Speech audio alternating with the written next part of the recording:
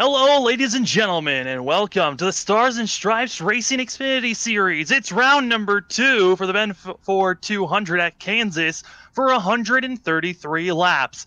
If you missed last week, drama at Daytona, as we got to see some drivers that we were not expecting to win that race. It was Mike Watts coming out and only leading one lap, and he only needed one to win last week. But we are now here at Mile and a Half Racing.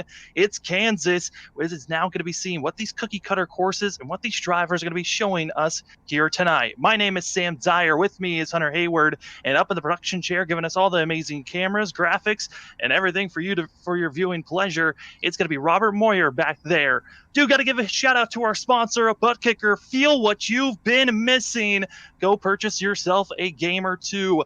Feel the sounds instead of just hearing it. What a great way to enhance your abilities to watch any videos, play any games. It is incredible. Use Freaky Fast 20. That's Freaky with 2 E's for 20% off of your purchase when you use our promo code. Remember, that's Freaky Fast 20 with 2 E's when you purchase anything from that of ButtKicker. Feel what you've been missing. Hunter, qualifying is coming to a close here in 30 seconds, and I gotta say, Kansas makes me excited here. Almost definitely a very exciting and fast mile and a half track right here. Newly repaved, a very smooth and fast track. We're going to see pretty quick times, especially in an Xfinity car today. Right now, top of the board, the 53 Christopher Wade with the 31 flat, a 31.041, about 400s quicker than the 3 of Cole Grims. So Cole Grims was really big standout last week at Daytona, trying to get his win that he almost had last week. I think my pick right now tonight is the 3 of Cole Grims. Really strong starting off tonight and really strong last week. Yeah, I mean, the drivers gave us some inputs on some of the drivers to watch out for coming into this thing. I think for quickness, I'm expecting to see what Rickard's going to be having, because Scott got the pole last season as those drivers were racing in the Truck Series. Now they've transitioned to the Xfinities. And then also the driver that won in that last series, it was Andrew Medlin, who we haven't really seen that driver yet have the best qualifying run, but excited to see what we're going to be seeing from that team as they move forward. As the drivers are getting loaded in and gridded up, we'll look at our starting grid. For starting up front, it's Christopher Wade with Cole Grimes going to be up in second place. Aaron Hale going to be in third with Nick Holland as Travis Butt, as well as Scott Rickard in sixth position. Dylan Grime going to be in seventh with Tim McAnally going to be in eighth place. Brad Davis in ninth with that of Brian Burtick, who's going to be in that 10th position. Over to you, Hunter. Starting in 11th will be Derek Offerman. In 12th place will be Travis Dart. 13th, Kyle McCoy. 14th goes to Max Ward. 15th goes to Brandon Messick. 16th, Andrew Medlin. 17th, Chris Essery. 18th, Kyle Bowling. 19th, Adam Allen. And rounding out your 20th spot, George Kovacic. Then in 21st position, we got that of Thomas Velez, who's going to be also having to his outside that of Halls Beverly with Paul House, Patrick Hazy, as well as that of Jason at Metcalf. And then a newcomer coming into this race just joined in just a couple of days ago. That's going to be Brett Summers in 26th position. Interested to see how this team is going to do. And then you've also got that of John Dart and Jason Ricketts, as well as Brian Chu, Josh Warner in 30th position. 31st going to Mark Beverly. 32nd, Eric Schwar. 33rd, Brian Lynch. 34th, Douglas Hooper. 35th, Trey Jackson. 36th, Ken Campbell. And rounding out your final position in 37th, we'll go to the 77 of Bill Dart. Bill Dart looks like he did not make the grid, so he'll start in pit road if he decides to get there on the track. But a driver I'm interested in all the way back in last place in 36th position, Ken Campbell. Fastest during practice, did not get a qualifying time down. Going to start all the way back in that of 36th position. We'll see how this driver can march his way forward. But, we're coming close to starting this race up. I know we kind of started a little bit later here today than usual. But, Hunter, what are some factors for these drivers to worry about as we're getting ready to go green? I really would say just the biggest factor is just trying to get into your groove that you want to get into. Fairly long race today for a mile and a half track. I would just say tire conservation and just trying to get in your groove and hit your marks is the goal for you today. It's round number 2 here for the Stars and Stripes Racing Xfinity Series. Green flag in the air as it's going to be Grimes as well as Wade taking us to the green. The 3 and the 53 with a great launch. They stay side by side as we head into turn number 1. 53 electing to go all the way up against the wall in this restart right now. Looks like he's going to get a really good run on the exit of the corner. The 3 of Cole Grimes is going to stay right behind him, but right now the 53 is clear for about 2 car lengths. Looking at this field, there's going to be a lot of multi-groove changing and shifting going on. Drivers going all the way up to the high wall like we're seeing from the 3, but that's really danger because I believe the 3 did scrape the wall, losing time, and now literally in the clutches of the 4 to be losing a position here, as a lot of drivers are now shuffling new rubber. Luckily, everyone's been pretty solid here, not getting too loose for themselves, even with the cold tires they're dealing with right now. Yeah, and cold tires is just, it's an experience for a driver, especially a driver who's really used to having hot, sticky rubber on their tires. I mean, cold tires can have a really big impact to making a car oversteer or even understeer in a corner. You can definitely see a lot of wrecks coming to drivers who aren't used to colder tires, but right now, I mean, the 00 Travis Butt kind of stuck in the bottom right now, trying to set up to the top, but the 68 of Holland is not letting him go through right now. Is 00 still just not clear yet. That's the risk of when you're trying to make a slide job move, is if drivers are too stacked up onto one another and there's just not space, you can be trapped on the inside and just trying to build up the momentum, but since you're so low, you just cannot find the room, as Travis still not able to get up. 00 had a great way of starting out this season in that of second place for himself. We're interested to see if he can continue on with the top 5 finishes. And now we're seeing for the battle for second place, Holland really getting on Hale's back bumper. And I got to give credit for the 4, who's doing a great job for himself and trying to move forward into second place. This is such an incredible showing of these drivers early on, trying to go low, but still Hale just not getting the momentum that he needs, as here comes the 3 on the outside. Yeah, and Sam, we can tell right now, I mean, the 53 Christopher Wade now pulling away to a half-second lead right about now. There, the 4 made the bottom roll really well going into 1 and 2, but he's going to lose the momentum coming out of the exit of the corner that the 3 of Grims will get. But as you can tell, Sam, I mean, these drivers electing to go right up against the wall. I think this is going to be the quickest line. Is the 3 now getting into the wall and scraping it? That's going to be really good for the 4 of Hale, and he's really going to like that, as now many drivers falling back and checking up from the 3 of Cole Grimes, falling all the way back to 7th now. Grimes going to go all the way back to 6th, almost 7th, and I mean, that's the double-edged sword of running so high to the outside wall, is you can get caught up in those types of messes of getting to the outside wall. Another driver that I noticed got into the outside wall was the 59 of Max Ward, who did the same exact thing about a lap and a half ago. As here's Kyle McCoy. Kyle McCoy in the 7, another one of those drivers that has some speed to watch out for. I'm excited how the 7's going to be attacking. He actually won Season 1 of the Stars and Stripes when they actually ran the ARCA Series. So he's another driver that has already won here at Kansas before, but that was in a completely different car, and also a little bit long ago, as it was the beginning of 2020, where there's been a lot of updates since then. But all the way up to the high side, 20, Offerman, all the way into the wall, and again, everyone has to scatter because drivers just not feeling comfortable and feeling a little bit too tight coming out of the exit of the corners. Yeah, and that's the risk right now. This package is nowhere near the same of the trucks and the Cup car, where you have a lot more downforce to hold you through the corner and be able to have higher speeds. Not this one. You have a little bit more power than you have downforce. Not much rear wing to put all that downforce to the rear tires, making the car tighter than you want it to be, especially with this fixed setup, everybody having the same setup. And iRacing likes to build their setups a little bit more to the tighter side rather than loose. And that's why you see drivers kind of wheeling it, trying to keep it away from the wall, which then eventually will kill the right front, and you see drivers scraping the wall. But talking about the 7 of Kyle McCoy earlier, started 13th all the way up to 5th already, running really quick times, one of the fastest times on the track right now, making that bottom and middle groove roll rather than all the drivers running the top. I mean, as you mentioned, a previous ARCA winner, I would keep an eye out for him tonight. For sure. This here's Adam Allen. And Allen finished 3rd at Daytona, and with a risky call on Allen's choices and able to avoid some wrecks, put that at 83 in a prime position last weekend. Now in kind of a similar spot. I mean, it just seems like the draft is so heavy here early on, but it always seems like when we come to Kansas or Chicagoland or any of these mile-and-a-half courses, as drivers are close for the first 5 to 10, sometimes 15 laps. I mean, what's enabling these drivers to stay so close here, Hayward?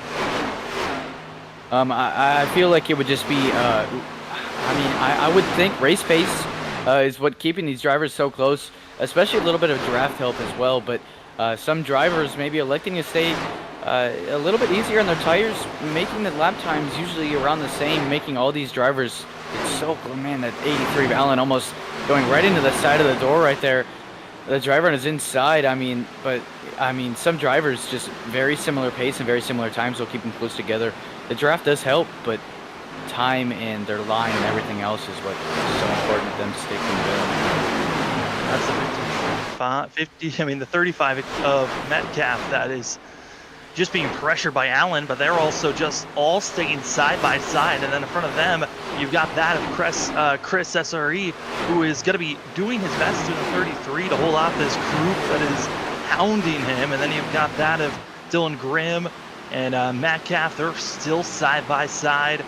So it looks like that of the 23 stuck on the high line, and now you're starting to see the inside lane find him some space and moving forward. Yeah, some drivers who are electing to just save that right side of their tires much better. I mean, just to take care of them a lot easier through the longer run. Only 13 laps in this run, but some drivers who were taking care of that right front, definitely much easier to make the bottom roll than drivers who are electing to run the top. Also, the saying is in racing, once you go up, you can't go back down. So drivers who run the bottom will definitely save their right front a little bit more than drivers who are running the wall that entire run. As you see, the 83 Adam Allen now clear the 23, be able to get one more spot around it, but looks like the 23 is going to try to make the crossover. Not just yet. It looks like the 83's got much better right side tires and more turn in the car than that 23 does. Trying to do a blocking move was that of Adam Allen, and not able to really defend fully there. Still giving space to the 23. Dylan's going to be staying low, but just doesn't have the run through the center of the corner, but somehow got the space, as now they were thinking about 3 wide, but behind them they were 3 wide, as a lot of hard racing all around this track as everyone's keeping it close.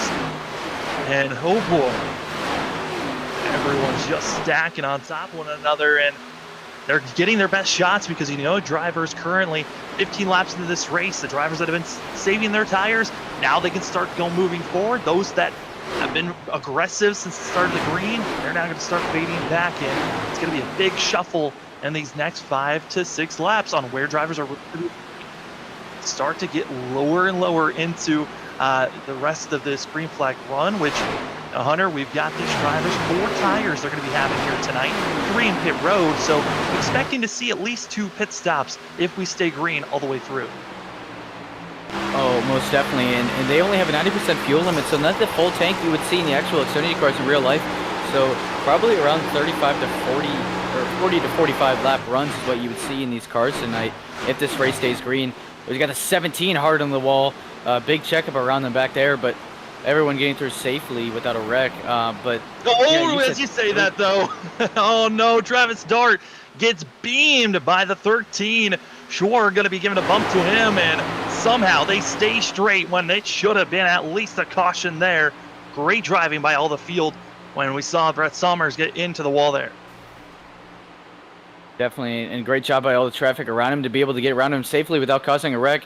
But yeah, as you mentioned, I mean, a 40 to 45 lap pit cycle is what it's going to be right now if it stays green. 3 sets in the tires, at least a 2-stop race right now, or well, 133 laps, 45. Yeah, so it's at least a 3-stop race right now. So I believe if this race stays completely green, they have all the sets in the tires that they, or all sets of tires in the pits that they need to make it all the way to this race. But Sam, would you ever see any interesting strategies of some drivers taking fuel only for the first pit stop, trying to save another extra set if a caution comes out late in the race? I really don't see that happening. A lot of these drivers, I think they were aiming towards turning this race into a 2-stopper. So aiming towards around lap 44 to 45 is where a lot of the undercut drivers are going to be placing themselves. If you want to overcut and try to have just fresher tires for the longer run, a lot of drivers is hearing rumors that they could go about 49, maybe even 50 laps if they were in the draft and saving fuel. But those are the drivers that are really going to be trying to stretch it out. But if you try to stretch it out another 4 to 6 laps over some of the other drivers that undercut and hit earlier, you're going to be losing anywhere from 2 to 3 seconds a lap as long as you continue to stay out.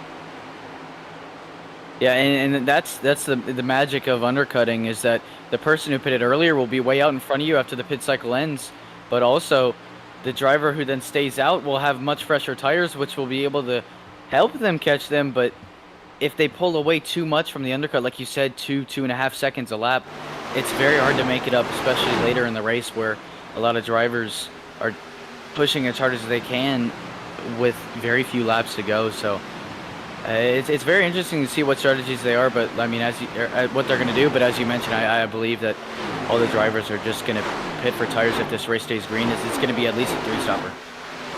Yeah, and while you were talking, we saw on screen that of the 23 of Dylan Prim. He was blinking a lot and actually causing a lot of drivers having to slow down and back up because they just did not know where the 23 was. As now we're watching the battle for 18th place and the drivers that are hunting here strong, Paul House and also that of Mark Beverly, they are right on top of one another, and got to give credit to some of the drivers that are really making their charge forward. I mean, a lot of positions have been gained here by Beverly. I mean, he's really climbed his way forward. Another driver I was looking at who's really done a great job moving forward, and was one of my key drivers to watch out for, Ken Campbell, all the way back in 25th. He started back in 36th, done a great job moving up over 11 positions. Yeah, and I'd also like to mention right there, Sam, the 68 and Nick Holland, your new leader, caught the 53, now pulling away just a little bit, running about a tenth to a half a tenth faster a lap every single lap right now. Much better pace. They're both running right up against that wall or in the higher groove above that second hash mark on the track. But right now, the 68's got really good pace, and right now he's the one to look out for. Now, Hunter, we here on the Freaky Fast Broadcasting, we've watched a lot of races of tracks where there's a lot of tire wear, and usually when you see drivers start low and then move up, at some point it seems like the low line gets a little bit faster than some of the high line drivers. Do you think we're going to be seeing that type of a switch here in the next 5 to 6 laps going into the later end of this run? I mean, I haven't seen too many drivers who have been running all the way down in the bottom trying to save their right front tire. There might be some drivers lagging back right now, still running that top group, but just not as hard on the right front as the leaders are being. But if there was some drivers who were running that bottom line and saving their tire as much as they could, we would definitely see these drivers start climbing up really fast in these next couple of laps.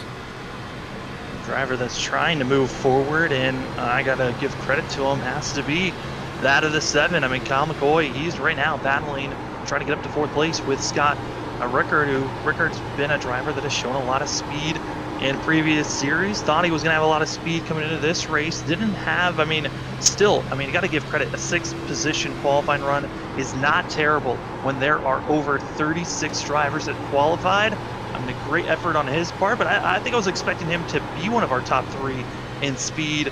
Just did not have the speed during qualifying. A little mistake. And now we're seeing race pace wise, doesn't look like he's got it currently, as he's just stalled out in 5th position.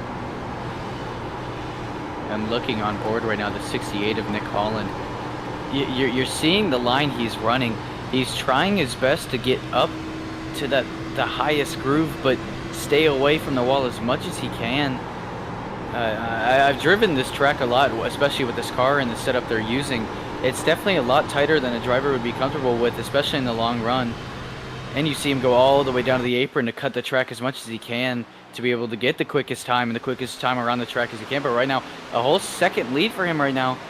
It looks like this little shorter line than some of the drivers running right up against the wall is now 53 Christopher Wade falling back behind the 4 of Hale. Looks like 53 using up a little bit too much of his right front and now falling back around 27 laps into this run. A little bit past halfway in this run. Sam, what would you expect the earliest for drivers to come down as this undercut? I think a lot of drivers, if they are not feeling comfortable with their tires, would be coming in here probably the next 10 laps, around lap 37 to that of lap 40. For a lot of the drivers that just further back, burned off their tires, losing too much ground, they're most likely going to be pitting then and putting themselves in a spot where they're going to have to pit 3 times. I think a lot of the drivers, though, in the top 20, aiming to go for a 2-stopper, and then it's questioning of when you want to come in for those 2 stops. I think lowest you can go probably around lap 45. Then those drivers that really want to stretch their fuel will go to about lap 47 to 48, maybe even some stretching out to 49 if they've been around a group to try to draft and save fuel. Yeah, and it's so interesting to see how easily a driver can save fuel under a green flag run, especially in a pack. Usually they can spread it to 3 to 4 laps longer than you would see in a pit window, and it's crazy, especially with a package like this where you're not really supposed to be in a pack and you're supposed to be driving, trying to hit your own marks with no downforce in the corners. But I mean, right now it's so interesting. Right now, 3 wide going into 3 and 4 right now, all the way back at the pack right now. I mean, some drivers giving all they can, even if it's all the way towards the back, battling for 30th to 25th position. But right now, really hard driving to the back of the pack. Yeah, I mean, this group of drivers, 24th right now of Trey Jackson and also Travis Dart and Eric Shoreward. I mean, they've been on top of one another, not really giving an inch, and at times being a little bit too dangerous for my liking. As looking at some other drivers that are trying to put their nose in here, that's going to be Brian Lynch, who is going to be on the outside for the 24. And with these drivers staying side by side, I mean, do you feel like when you're racing, when you're side by side with drivers for more than 2 laps, does that put a little bit of urgency of, I need to pass these guys or back off and set up for another try? Or do you just continue to stay side by side? And Sam, it's very interesting for a driver to see what's going on in their mind, and being side by side with another driver. Oh man, for me personally, if I'm in a rush and I want to get around the driver, I will say as much side by side or for as long as I can before I get around them. If I'm being more patient, I want to save more tire, I probably would let them by. And if I'm much faster, I'm usually side by side with them. Even if I am for a couple of laps, I would eventually get around them if I was on fresher tires. But being side by side with somebody can be very frustrating if you're trying to get around someone without losing as much time as you can. Being side by side kills a lot of time since it shortens the fastest line around the track for both of the drivers. And I know both drivers are very frustrated by it if you're side by side for a while. So being side by side is a time killer, but also a lot of drivers not really caring about time and really care about track position. Right now looking at Brad Davis, so in the 14, running in 6th position. He qualified in 9th and now outside of the top 15. This is something I've been starting to see. A lot of drivers started in the top 5. We've been starting to see them kind of start drifting out of the top 10. I mean, Cole Grimes is one of those drivers currently in 10th position, but he has been off the pace. And I'm getting a little bit concerned for this 3 machine that started up further, qualified 2nd, now is dropping back, and still here, I mean, with that of Dr. House. I mean, look at what he's been doing for himself currently, as a lot of drivers got to be careful for themselves. A lot of scattering is going on, and oh boy, next contact. There they House go. pump sliding, and he's still holding on, and we stay. Oh my goodness.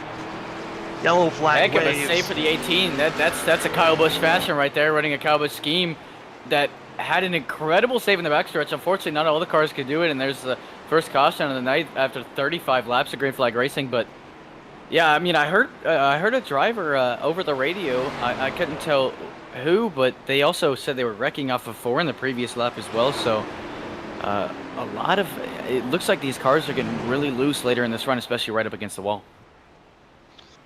Yeah, I mean, the driver that really got loose there was Timmy McNally, who was one of those drivers I was going to touch on that has been having one of those issues. And we looking to see at some of the drivers in some of their hard contacts, as we'll see Patrick's point of view, as he really was an innocent bystander coming into the mix. As in front of him, that's where he's going to find the 88 and the 18 making contact coming out of turn 2, and a little bit of phasing, but just the 18 coming down and being a buffer for the 9 and kind of helping the 18 save.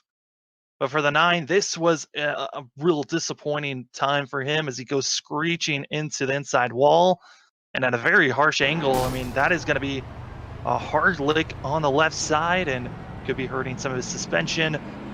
And other issues, as drivers now into pit road, I'm expecting the 9 most likely to use a fast repair unless he feels like the damage isn't too bad for him. Yeah, and same. I feel like the hard lick that he took in that inside wall is definitely fast repair worthy. I mean, as a driver, knowing if you hit a wall that hard, the wheel would definitely not be forward anymore. So definitely a steering damage and suspension damage, as you mentioned. But right now, all the leaders coming down for 4 tires and gas. Only a 35 lap run, so nearing the beginning of the fuel cycle, but unfortunately not close enough yet. But it looks like all the drivers did take 4 tires and fuel for this run. Looks like one car stayed out to 13 is Schwarr, maybe trying to lead a lap, get a bonus point, now come down pit road. But I mean, great racing so far. Do you expect to see any interesting moves that might happen on this restart here, Sam? I mean, if Schwarr stays out, this is dangerous for the rest of the field because they got to figure out how to get around him. But I kind of like this call by Schwarr because it's now enabling the 13 to stay out there and have an extra set over everyone else, because the timing of this pit stop for all the drivers that went for 4 tires, which was everyone that came into pit road, they're now left with 2 sets of tires, and they're still going to have to pit 2 more times from this point on. Yeah, and I think the 13 is really just praying to be able to have a nice, a pretty decent long run for himself and let cars get around him since he's on older tires. But I believe that he would want a caution to come out around in the middle of the run where the leaders in front of him aren't going to take tires, but he's the only one who's going to be taking tires. Then he can catch up to the leaders to be able to pass them. But you got to have a very, very lucky circumstance for that to happen. But right now, the 13's pit strategy is very interesting because also he didn't come down pit road at all, so he's pretty close to the edge of the fuel cycle. I mean, probably only 6 to 10 more laps on his tank. Yeah, I mean, with the timing of this caution, he might be able to go for another lap after this, so probably around lap 50. If we can stay green until that point is when we'll be seeing that of the 13 coming into pit road. For Eric Schwarr, he's got a lot of risk in here as everyone else came in for tires and will wait for wheel spin. It looks like the 13 got a good launch for himself side by side, but here comes Holland with all the speed, and now the drivers have to be careful as there was a rule implemented that you can't go 3 wide until the back stretch, but because of how slow the 13 is, it's forcing them to go 3 wide. Yeah, very interesting move by the 53 there, sending it 3 wide, stuck in the middle, the worst spot you want to be in if you're sent 3 wide. But here comes the 7 of McCoy. Really good run. I mean, didn't have the best qualifying time, but right now he's shown the paces. Here he is on the inside trying to take the lead going into 1 and 2, but just can't get the run off the bottom like he wants to because the 68 still running right up against that wall like he was in the long run. 7 trying to apply the pressure, but right now it looks like that exit in the run that the 68 gets off the corner just is way too much for the 7 to hold on to. As you're seeing that we're on board with the 7 of Kyle McCoy as Nick Holland in front of him. It's 2 different lines, but really watch the hands of the 7 here coming off the corner. He's really got to keep it steady and smooth, and early on he's doing a great job of making sure that he's not losing any ground for himself. But caution waves as contact right where Schwartz was, and no surprise, caution waves flies, but it kind of ruins the strategy for the driver that was hoping it would stay green. Yeah, it looks like Schwarr all the way falling back to now 31st, I believe. I don't know either. He was involved in the wreck. Okay, very unfortunate for the 13 Schwarr because right then that caution would have been very good for him for his strategy, but unfortunately wrecking, and that's the second wreck the 18 was unfortunately involved in. Many cars involved, but it looks like the 13 nowhere really to go and into the wall, comes down. Unfortunately for the, I mean, feeling pressured. I believe. Yeah, I mean, he got pushed up into the wall and then comes down into that of Brian Burchett, who's going to be just nowhere to go for himself. He'll bounce off the wall and then come shooting back across the field, collecting the 21 and others. And, you know, for Schwarr, he was certainly trying something different, but like you stated, the 18 involved in another incident, and I don't believe the 18 used his fast repair, so he should be all right to use it if needed, if these drivers feel like they've used kind of a lot enough damage. But another quick caution, and now I'm expecting a lot of drivers coming to pit road top themselves off, and this should put them in a better spot for them to just make one more pit stop from here on out. Yeah, definitely. And right now, Robert's talking about how he wants M&Ms, and I know he's a big candy guy. Really liking that Kyle Busch throwback scheme that the 18 is running in the number 18 fashion. But looks like he's a big candy man right now. Wants some M&Ms in his mouth. Robert's really he's just saying M&M's over and over. He was hoping I would say it, and I just kept on chugging along. Oh man, I bet Halloween's his favorite holiday, huh? He just loves candy so much. Yeah. he goes trick-or-treating every year. You know, I myself, I'm only 15, and I thought that was for little kids, but maybe. I mean, Robert, a big candy guy. If you love candy, I mean, go for it. Hunter, no, you can't. No, no. I mean, don't get me wrong. I will still go trick-or-treating, of course. I will still wear a costume, go trick-or-treating, even when I'm 30. I will still do it. I love candy. I have a sweet tooth. I mean, you just can't go wrong with Halloween, you know? No, absolutely not. Yeah, oh man, no. I think the last time I ever went trick-or-treating was like when I was 21. I think that's when I stopped, and it transitioned to me just giving out candy. And now it's more of after Halloween, the candy's on sale, and I'll just buy a big bag, and I'll be all right. That's it right there. That's the move. Or just the leftover candy bowl that the kids haven't finished while you're giving it out is all to you now. You know. Very true. But right now, I mean, is the 18 looks like he's gonna be the free pass car. Like you mentioned, I don't know if he took his fast repair or not, but it looks like his car still looks damaged on the right side. Yeah, still damaged, still waiting to see where he wants to, what he wants to do with the 18, but a wave around for himself, as we do have two drivers that are in pit road, also slightly involved in those incidences. That's going to be Josh Warner and also the 35 of Jason Metcalf, he's been having a lot of issues. He got into the wall multiple times before our first caution, and now trying to come back from this incident, but both those drivers left one lap down. So if we have another quick caution, could be giving one of them a lucky dog position, but Metcalf's still in pit road trying to get service done. But drivers that came in topped off for themselves. It's going to be the 223, the 21, 24, 13, also getting repairs. I mean, some drivers getting repairs, some getting some fuel. And I like the drivers that came in to top off. I mean, I think getting some extra fuel now, make sure that you only have to pit one more time, because even with this pacing, those drivers that pitted on the first caution, I believe they're still going to be short and going to be forced to make two stops. Yeah, pretty interesting strategy call for them, because not only are they in the same even tires with every other car out there, but they're also now going to be able to go 4 or 5 more laps than every other car. The undercut might be a little bit larger than they would like, but since this is going to stay green and they'll still have to pit one more time from that mark anyways, I believe that's a really good call, because then they'll take the lead again if the race stays green. After those drivers who had the undercut then come down to pit road again. So it's very interesting to see what the strategies of some of these drivers are doing. But right now, I think coming down pit road, topping off the fuel is the best strategy call right now. Yeah, I mean, I like it for sure. We do have a 33 fan, that of Chris SRE, going to be out there running currently in 11th for the 33, and he's been doing a pretty good job for himself, cutting his way through the field. Started in 17th, now up to 11th, so close to the top 10. Driver that started back in 31st, that's Mark Beverly. He's into our top 10, currently in 9th. So starting to see a lot of drivers that are making some very good, bold moves for themselves. But up front, it's still a lot of fast guys. Nick Holland, who really has been staying up front. Kyle McCoy, who finally broke into the top 5 on lap 20. He's just been staying up there. Our pole sitter of Christopher Watts, he's also still in our top 3. Pace car's off, and green flag in the air after getting restarted from our second caution of the day. We'll see if any more blip up here as we continue racing on. Really good jump on the restart for the 68 of Holland.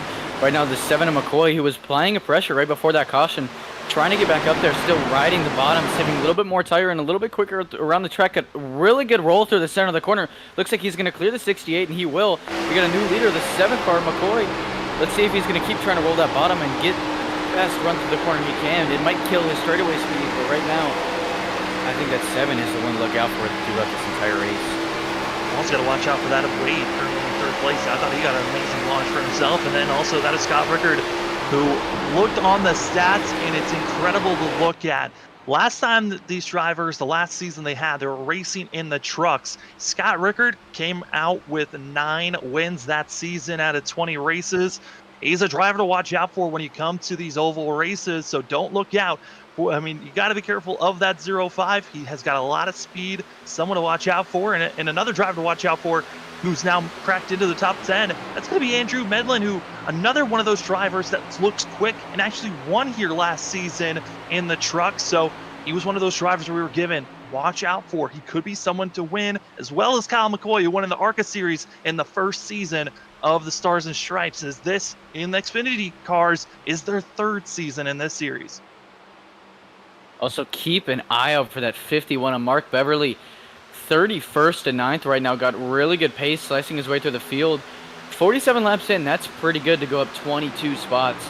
I would definitely keep an eye out for him if he can keep the pace up. But Cole Grimes, now up to 8th right now. I mean, he must have gotten a faster pair or some damage fixed, because he got into the wall really early in the race while running in 2nd, fell back to the top 10, 11-ish area, but right now it's still running constantly in the 8th position, kind of battling with Mark Beverly. But right now I would say I think the 3 is still kind of not unhappy or not satisfied with the car like he was early in the race.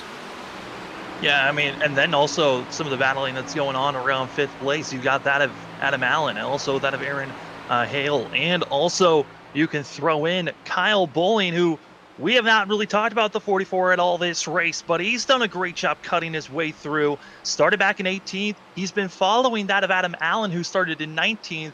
Both the 83 and the 44 just been slowly making their way forward, and they've been doing a great job, as now that of the 83 of Adam Allen up to 5th place.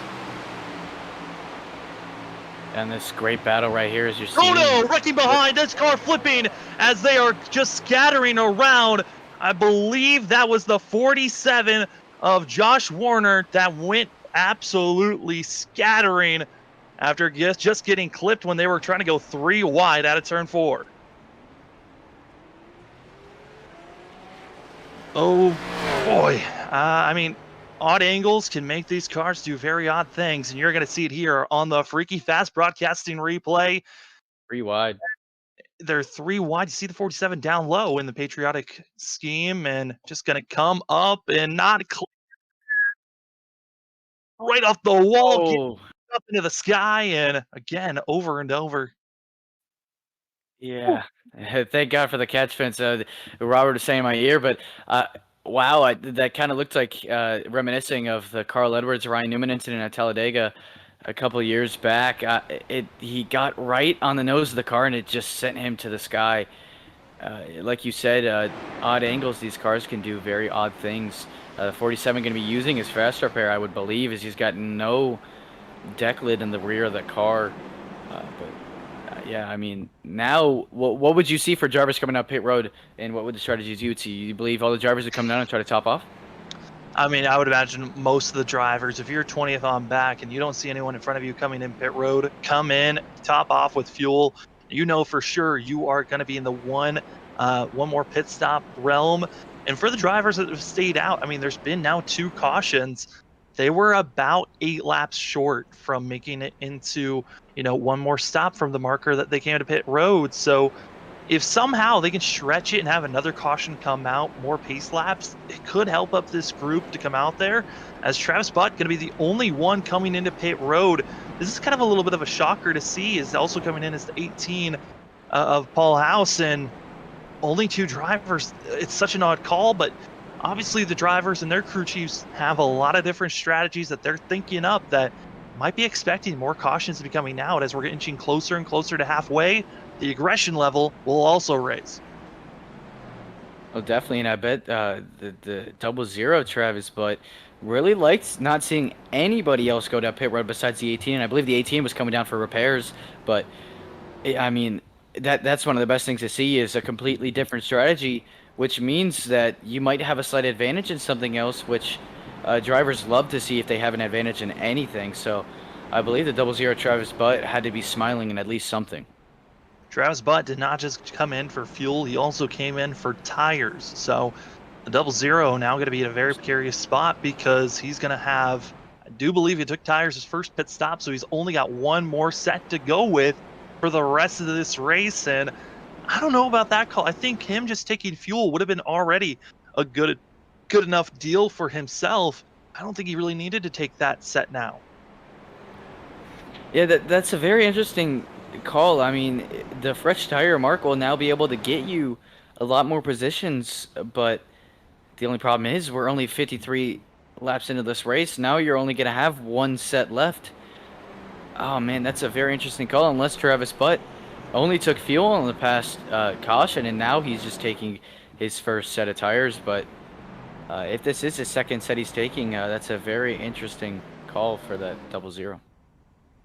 Absolutely. As looking at some of the drivers in the field and who's taken two tire, I mean, it was already pitted twice. That's going to be Brian Lynch leading that group of drivers, currently in 19th place for the 24. And he went for a little bit of repair damage because he scraped the wall. And I got to say, I think half the field might have already bumped the wall at some point, as everyone's been trying to run on the high line. It's been a lot of danger for a lot of them, being so close to the outside wall and just having a sense of looseness or even tightness. It just throws them into that outside wall. Got to be careful. It seems like it's almost like glue out there. Once you tap it, you're kind of stuck up there. Yeah, and unfortunately, the longer you are on that wall, since it's more flat and built to absorb something, to take the impact forward, your car will unfortunately scrape against it for a while unless you get completely down on speed and just try to tear your car off it. But the longer you're on it, the more damage your car will take. And unfortunately, some drivers just being stuck on it for too long and getting in trouble and causing wrecks, which very, very unfortunate for some of those drivers tonight. Well, Hunter, we're over 50 laps. We're inching closer and closer to halfway. Is there anything that's been surprising you in these first 50 laps, or has everything been looking like a normal Kansas race in your eyes?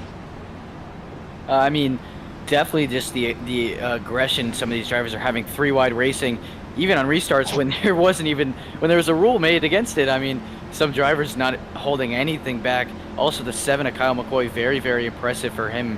Running from 12th on back, having really good pace, picking drivers off one by one, using that bottom line, and right now he's going to roll off as the leader. Pace car rolls off. Kyle McCoy, Nick Holland going to be giving us the green flag. That's green flag up in the air. The 7, again, an amazing launcher himself, and now to be giving that of Chris Wade a chance on the 53 on the inside, and here comes also that of Scott Rickard, who's going to be driving it low. Holland stuck on the outside and losing ground. Yeah, that's very interesting. You say stuck on the outside and losing ground when it's usually the driver who is on the top who's gaining the ground. I mean, oh man, yeah, that was pretty interesting to see right there. Mark Beverly, we've touched on it. He started all the way back in 31st, got into the top 10. He's now up to 7, and now debating which car he wants to follow. Does he go with Adam Allen, or does he go with the 44 of Kyle Hoyles? As up front, side by side for the lead, as Wade still trying to make the inside line work. McCoy's got to be careful not to brush that outside wall, but that will be gifting the lead to the 53. The 53 trying to make the bottom work like he did against the 7 of Kyle McCoy, but here comes the 68. Now him right up against the wall trying to apply the pressure to Kyle McCoy.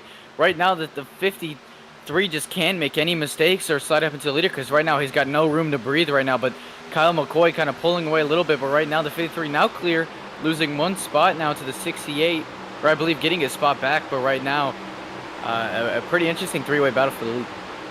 There's all three cars up front staying on the high side. It's going to be Scott Rickard, who's just trying to figure out how to make the middle or low lane all the way down the white line, how to make that line work for himself. And it's working on the entry to center of the corner, but it's coming off the corner where you're just seeing the momentum the outside line can build up, and it could just launch them down the straightaways that really it's kind of equaling out on all the advantage you're seeing on the entry. See, the exit off is now going to be that of Wade, trying again on the inside. Here goes the 53, trying to take 2 for 1 and just not able to really get the spacing he wants. There's just not enough cars right now. Yeah, and Sam, as you mentioned, just the top line and how it's working so. The top of the track is the longest point around from start to the start line to the finish line, but the longest part of the track also means longer straights. So running right up on that wall, we got a caution. We got a wreck. Yellow flag waves, and it's a bunch of cars, and it's the 4 just parked on the straightaway, and Hale had nowhere to go. And I got to give credit to the 4 for just locking down his tires as well. Looks like the 12 involved with this incident. And just drivers both looking for the same real estate for one another, but the 4 bouncing off the wall and coming down on that of the 12. Yeah, unfortunately, the wall has gotten so many tonight already.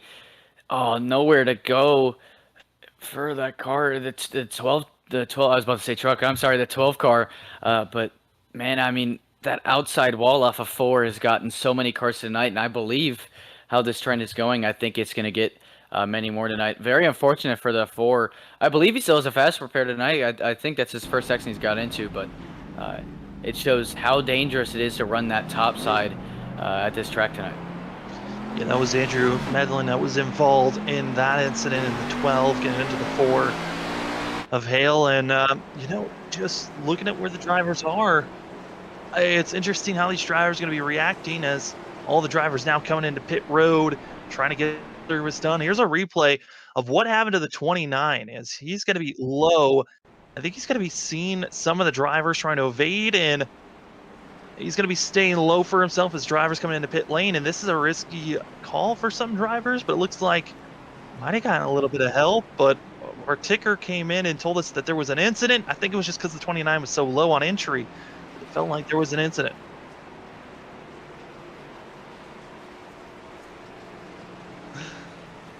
As we're coming up to lap 61, 60 laps have been ran, 4 cautions been thrown, and the wall has generated practically every single one of our cautions. I mean, I get the outside lane is the better place to be running, but at some point, do you feel like you just have to move a little bit lower to get away from making any contact? Oh, definitely. And me as a driver, I like to notice what the lines of the cars in front of me and behind me are running, the times they're doing, the time they're gaining. We noticed from the 7 of Kyle McCoy taking it a little bit easier in the beginning of the run, running more towards the bottom, saving more of the right front tire, running the shortest amount of track or the shortest way around the track for the driver, saves more tire. So I would believe some drivers would learn that the wall is only really faster on the track in the longer run, but some drivers just caring more about track position than time gained and lost. And right now, as a driver, I would try to stay away from that wall for as long as I can until I am forced to move up there. But I know just some drivers tending to move to the groove that they want to be in the whole run, just to hit the pace that or the pace and the marks that they want to the entire run, so they won't get screwed up by anything. But I mean, Sam, what would you do any differently than what you're seeing some of these drivers doing tonight? I mean, I'm one of the guys that I just love staying low and waiting for, if we're able to stay in a long run and see how when the low lane finally is faster than the high lane because I'm saving my tires. That's the point of the race that I enjoy, because when I'm driving, it's always focused on saving my tires for the longer run to make all that time back up, and for all those drivers that really burn off their tires early, for them to lose all that ground as fast as they took it. But for these drivers, I mean, it just seems like with all the amount of cautions we've been having, you kind of have to just be quick, be up front, battle as hard as you can, because you don't know when the next caution is going to fly and when you're going to be having the next time to be able to come to pit road. Speaking of pit road, everyone from 24th on back, being led by Chris Watts, came in. Wade leading that of Offerman, Chu, a lot of drivers that were running in the top 15 to top 20, all coming into pit road, getting tires and fuel. And a lot of this is their second pit stop, so one more pit stop for them to also have to do now from here to the end. Yeah, and coming up to halfway, Sam, I would believe it's around 1 to 1.5 stops. I believe if there's one more caution towards the middle of this upcoming run, I would see drivers come down to top off and not take tires, trying to save it for the next pit stop they're going to make. But it looks like it's going to be at least one and maybe possibly two more stops if this race stays green from here on out. Well, it's Kyle McCoy, Nick Holland, as well as that Cowboy Ollie, as well as Scott Rickard. And your top five going to be finishing out with Mark Beverly, who started all the way back in 31st position at 51. Wants to get up front and fast, as he's just had all day battling through traffic. As green flag out in the air, it's going to be Kyle McCoy, really getting a great launch once again. We'll see what Holland can do once they go into entering turn number 3. Kyle McCoy still choosing to run right up on that bottom, and most cars behind him going into that corner, because on the restart you're wide open. But what a good run on the outside for the 68 of Holland, being able to get up to the side of the 05 of Rickard, who also was really strong last week at Daytona, still up front battling for the lead. I forgot to mention that, but right now the 05 of Rickard is one to watch out for. Didn't qualify too well, but he's coming back up to the front, competing now in the top 3, trying to apply the pressure on the 68 of Holland. Chris Essery, he's another driver to watch out for, currently in 9th place. He's just been patient for this race. We'll see if he wants to make a charge forward. Also touched on the fact that Travis Butt, he went with 4 tires when he pitted 12 laps ago. Thought maybe he was crazy for that call. He's now up to 9th and about to be up now to 8th.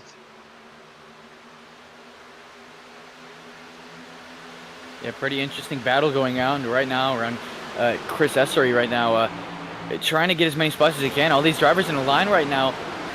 He's trying to apply the pressure to the 14. I mean, he's running a higher group than most of the cars are in front of him, right up against that wall. Like we've seen all day today, Sam. Drivers getting into that wall and causing wrecks right now. But big checkup right now with the 14 and Travis Butte.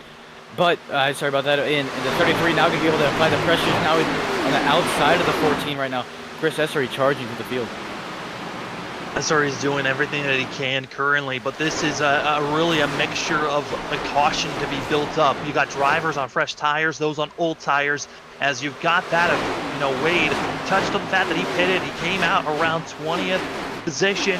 He's now up to 15th, cutting his way through the traffic with ease, and the drivers behind him, that of Derek Offerman, is one of those drivers that was trying to be up front but got into the outside wall, damaged himself. He's doing his best to move forward, and then also throwing that of Travis Butt, who's got 4 fresh tires, up to 7th. With the mixture of older tires and fresh tires, you got to be careful on how much speed you can carry, because those older tires, they're going to be really having issues to hold on to the speed compared to the fresh tires that are just screaming around this course. Yeah, and right now we can definitely see the difference of rubber that Travis Butt has more than the cars in front of him. Right now he's stuck between 2 side-by-side cars right now. He looked to throw it 3 wide for a second in the middle, but right now kind of stuck right now. As here it comes. Oh, he got blocked with the 83, but he's trying to throw it 3 wide and get around these 2 cars. You can definitely see the difference in rubber he has right now, looking for a gap that he's trying to have. I mean, right now trying to get around these 2 cars right now, as you can definitely tell he's a little bit quicker. Now he gets the run to the center of the corner over the 51. Really hard and fast driving right now by that 00 Travis Butt.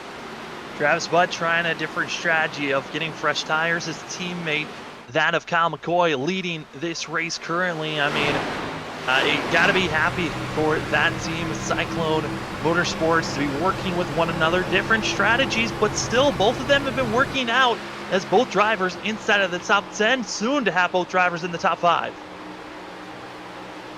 Yeah, and right now, Sam, like we mentioned earlier, I mean, the 00 of Butt really not liking to run right up against the wall until he has to.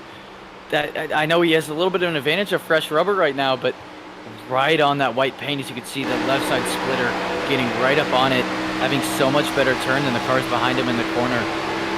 Up to 5th now, or still about half a second behind the 44 of Bowling, but running about a 10th quicker a lap right now, catching him. He's still got the pressure of the 83 and outside of him running the top side, but I would believe Travis Butt would want to move up to the top side just a little bit more, knowing that he has so much better rubber than them. But, I mean, some drivers, like you said, like you yourself, Sam, who just don't like running right up against the wall, being a low-line guy until you have to go up right against it, as we got a caution again. Yellow waves, and I think that it might have been a late yellow thrown for that of Jason Metcalf, and also other drivers trying to slow down, not to get involved in the next wreck, as Drivers got to be careful after a spill. I know the 35 went for a spill into the inside wall on the backstretch. Everyone else, though, got to be careful when they're coming up to other drivers. Yeah, definitely, and you could see right in front of him. Oh, it looks like he got into the wall, came down and tried to avoid that inside wall, but hard hit and spinning down on the apron. Uh, Interesting call. I believe that. Yeah, and I would believe that that would be an admin throwing caution because he's off the track, Sam. I mean, in real life, yes, that would be a caution, but I'm unfortunate for the 35, and yeah, I mean, just so dangerous how that wall has been all day today. Yeah, now's the question for some of these drivers because I know for Metcalf, he's been involved in multiple incidences. I don't know if he's going to have a fast repair here. I mean, with this being the 5th caution, more drivers have been involved in a lot of wrecks, and it seems like it's almost the same drivers that are around the cautions that come out, kind of like magnets. And sometimes, touch on the fact that drivers need skill to win. They need to have the confidence and understanding of the track. And you also need that big X factor of luck to be there as well if you want to be successful in racing. And currently, some of those drivers in the back half of the field, luck has not been on their side. They're going to need a lot more drivers up front to be involved in wrecks if they want to get back up front. But currently, a lot of drivers coming in pit road up front, still waiting and lingering. When we're going to be seeing Kyle McCoy and others, when will they come into pit road?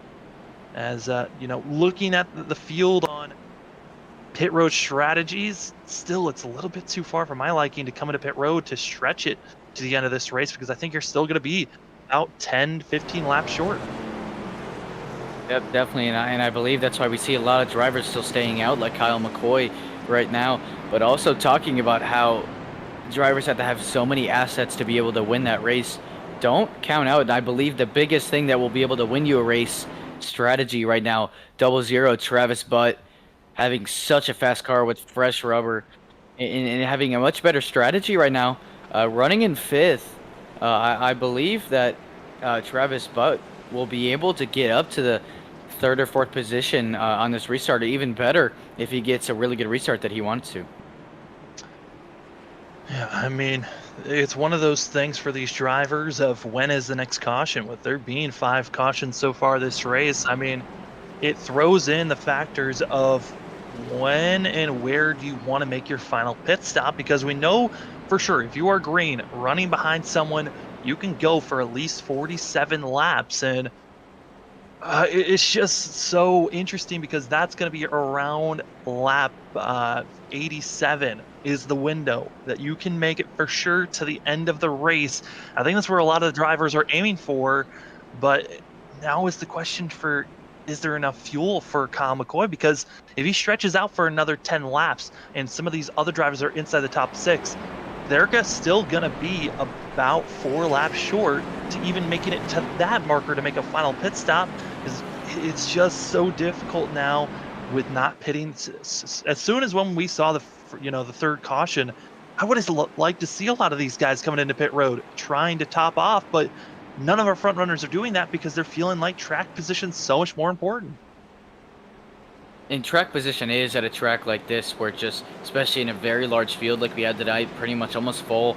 I mean, and as you mentioned, 87 is around where they're going to be, almost pretty much to the good, 87 to 90. That's around 13 laps, 12 laps when we go green. We've had many laps under caution for these drivers, but I believe that these drivers are going to be going down around 87 to 90 right at that window when it starts. And that's only about 15 to 16 laps from now. So, I mean, it's going to be very interesting to see all these various strategies we might see, because we might also see drivers undercut it and push the very line of how far they can make it on fuel, and some drivers who want to drive it so far where they know they can make it on fuel. Well, we're going to be pulling in someone into the booth in our next caution. We got a feeling it's going to happen pretty quick. So in the chat, if you got a driver you would like for us to talk to under yellow, throw out their name and we'll see if we can bring them up in the booth and under our next caution, because it's time to go green as it's Kyle McCoy, Nick Holland. They've been our front 2 up front for the past 3 cautions or so. We'll see Does anything change? Not much. It's the 7 once again. Same exact start we've been seeing him have almost every single time. It's really watching out for the 0-5 because he's been getting a little bit better each and every time on the entries of these corners. Looking on board right now, the 31 of Trey Jackson up 22 spots right now. Very conservative line right there he did for that restart. Right in the center of the track, it looks like right now setting up towards the wall, trying to play the pusher in the 13 of Schwarr. But, I mean, it's very interesting to see what the line some of these drivers are doing. The 7 of McCoy running right up on the paint. The 00 of Bud running right along the paint. Also up to third now, trying to get all the way up to that lead already with that fresh rubber. Only 2/10 back behind the leader. But like you saw right there, the 31 of Jackson running the middle of the track. The 05 of Rickard going all the way down as low as he can with the 00 of Bud. The leader of McCoy now up against the wall with the 68 of Holland. This is awesome multi-groove racing, and it's really cool to see what the lines these drivers are doing right now to see how comfortable they are and how fast they think they can go around this track. And what is the tire wear for those drivers right now that are about almost 20 lap older tires is the difference between Bud, Hall, and also McCoy. I mean, they're doing a great job for our front two trying to defend the 00, but I mean, there's just so much that you can do until the 00's fresher tires just overpower you. As here comes that a Bud trying to put, oh, he was pinching up to the wall, trying to make the outside lane slow up. It kind of backfired. As Bud continues to just stay back. There's just not enough space for him to cut in between that of Holland and McCoy. And I tell you what, that was a very risky move right there by the 00, but almost clipping and hooking the 68, trying to get the widest entry he could into 1 and 2 to be able to hook down to that bottom. But right now, the 68, oh man, that 7 just right up on the wall trying to get as much speed as he can in the center of the corner. But the 68 just kind of staying patient, lying behind the 7 right now, kind of doing what the 7 did to him last run.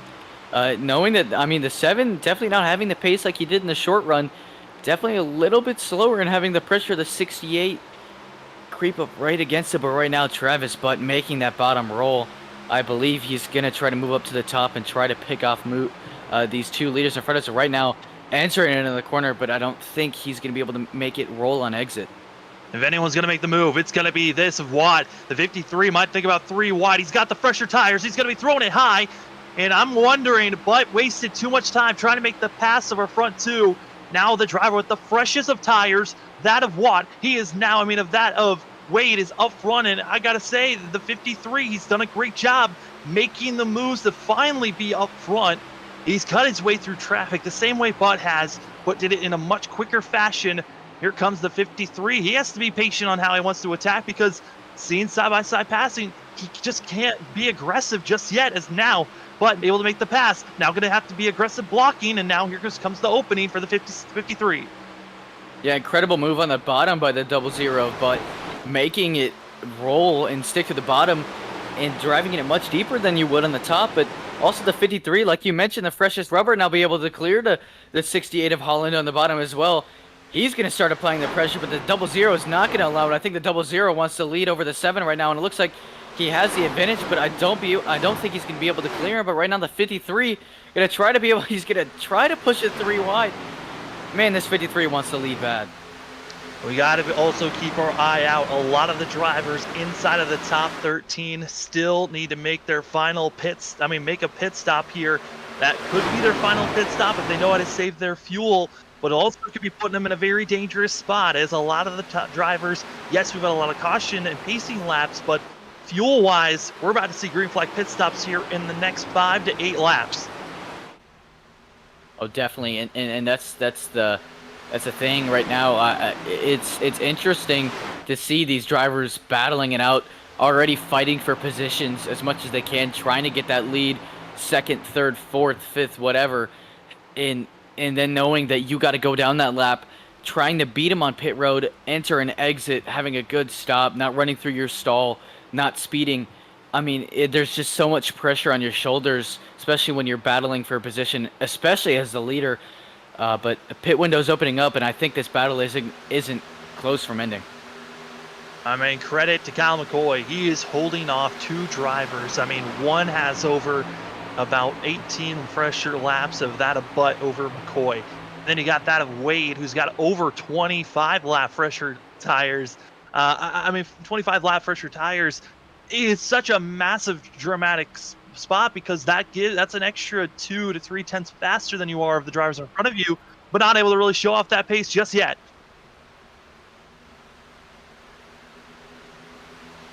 Contact being made around 15th position as the 3 making the contact with the 12 in the middle of the pack. They are all on top of one another, and you got to be careful here as, again, the mixture of drivers on older tires and fresh tires so diverse at this point that you just don't know who truly has the older tires unless you're given that information. Yellow flag waves as cars are making contact at the back. It's the 18 of House.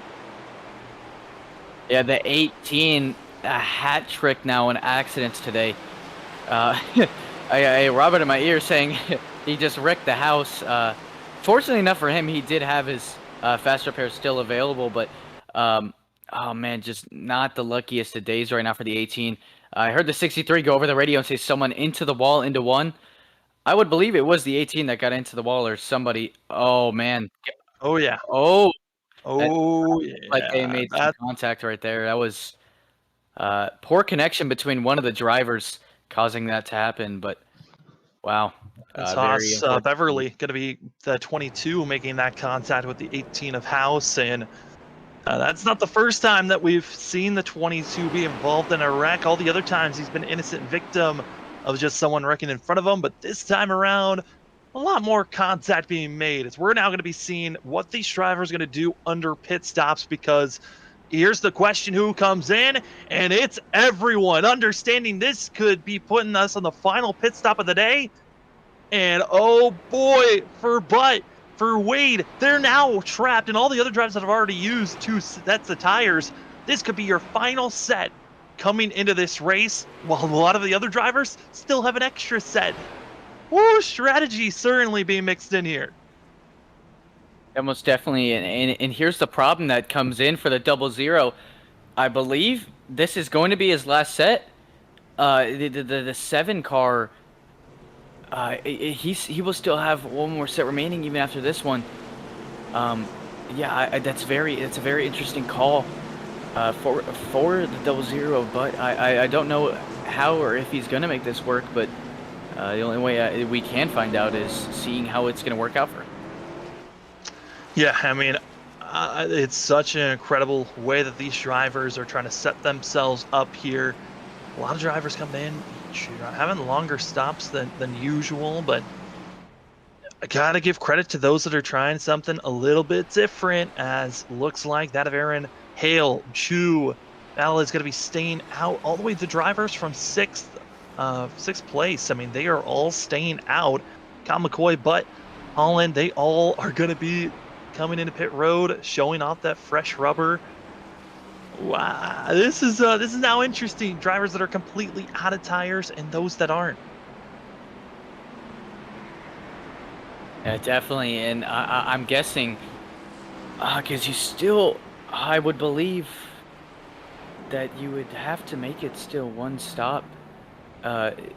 Very interesting. I mean, for these drivers to be able to, well, let's see, it's gonna be around 5 to 43 more laps here. As Sam looks like he connected. Yeah, I went down, asked some of the Cyclone guys who wants to come up in the booth, and got a word from Kyle, said he's willing to come up the booth. So we're going to be bringing up Kyle McCoy, who's been up front dominating. He's got fresh rubber. We'll see how he can do here. As we tried to bring him up, and it took him to a different booth. So that's not good. Took him up to the different booth that he's not part of. There we go. Now we got Kyle. Kyle, it's Sam up in the booth. You got it? I got you. Took you to the wrong booth on accident. But Kyle, you've been up front. You had a war up there with drivers with fresher tires behind you. How is it trying to work with older tires and now you got fresh ones? How are you feeling? Yeah, it worked out pretty well. Travis and I, kind of teammates on different strategies, kind of ended up meeting in the same place. So that was cool. But we got a couple cars to get through now for this next start. That it's hard to tell what strategy everybody's on at this point. So you just kind of run your line and hope you can hold them off on that top side, because it's just there's so much of a run there that you're just not gonna give up a spot unless they're really a lot fresher. So I think we'll see that here a little bit. I don't know. We'll see what happens here. Yeah, I mean, it's interesting. It looks like there's some drivers that are already out of sets. I know you've got an extra one in your back pocket, so it's going to be dramatic for sure. Kyle, I know you got a fast car. Good luck getting back up front, and have a good one here tonight. Appreciate it, guys. Enjoy it. So even Kyle, I mean, they still don't know what's going on down there, and trying to figure out where they want to place themselves with even strategy calls, because there's been so many cautions coming out. Yeah, and that's the thing, is just we never know when a caution will happen in racing. It's so hard to predict exactly when it happens. There is very few glimpses of moments where we know when it happens, but no one knows what the strategy someone else is going to choose, and that's the magic of it.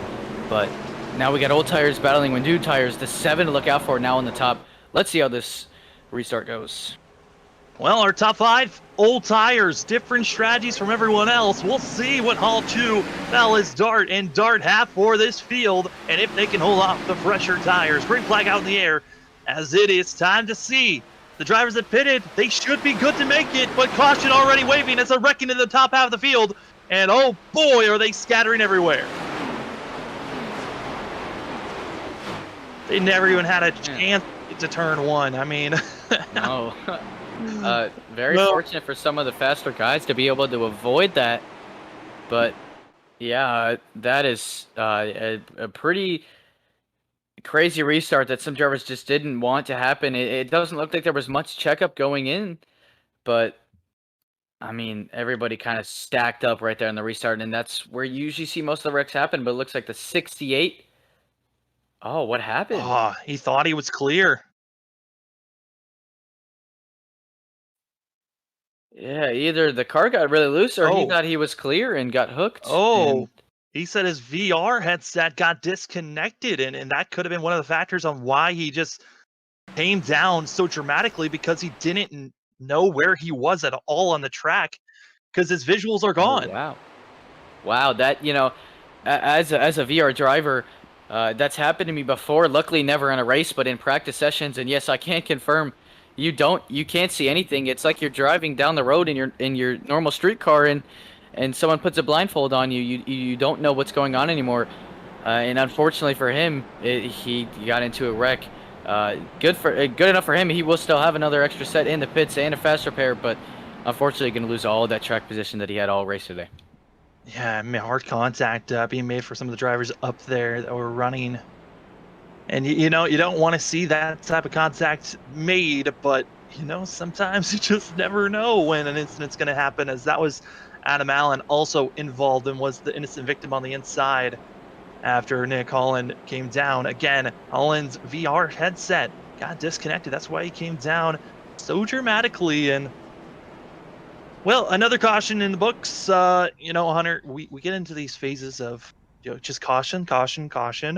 And, you know, this isn't the worst thing that's happening for the drivers that are still out there up front. I mean, we got to see Kyle McCoy. He was versing drivers that had 20-lap fresher tires than him and still able to hold on. I think for Aaron Hale, though, he has been out there for 31 laps. The last time he pitted was around lap 61. A little bit too far for my liking, trying to defend positions from the faster guys, but you never know for some of these other drivers. I mean, you got that of Thomas Velez. Brian Chu is also, you've got that of John Dart, Travis Dart. They're going to be trying to defend the best that they can to that of Butt and McCoy that, you know, are going to be fast because they've shown they got the pace to be up there in the top 3. Definitely, and as you mentioned, how long ago, almost 30 laps since Aaron Hale's pitted.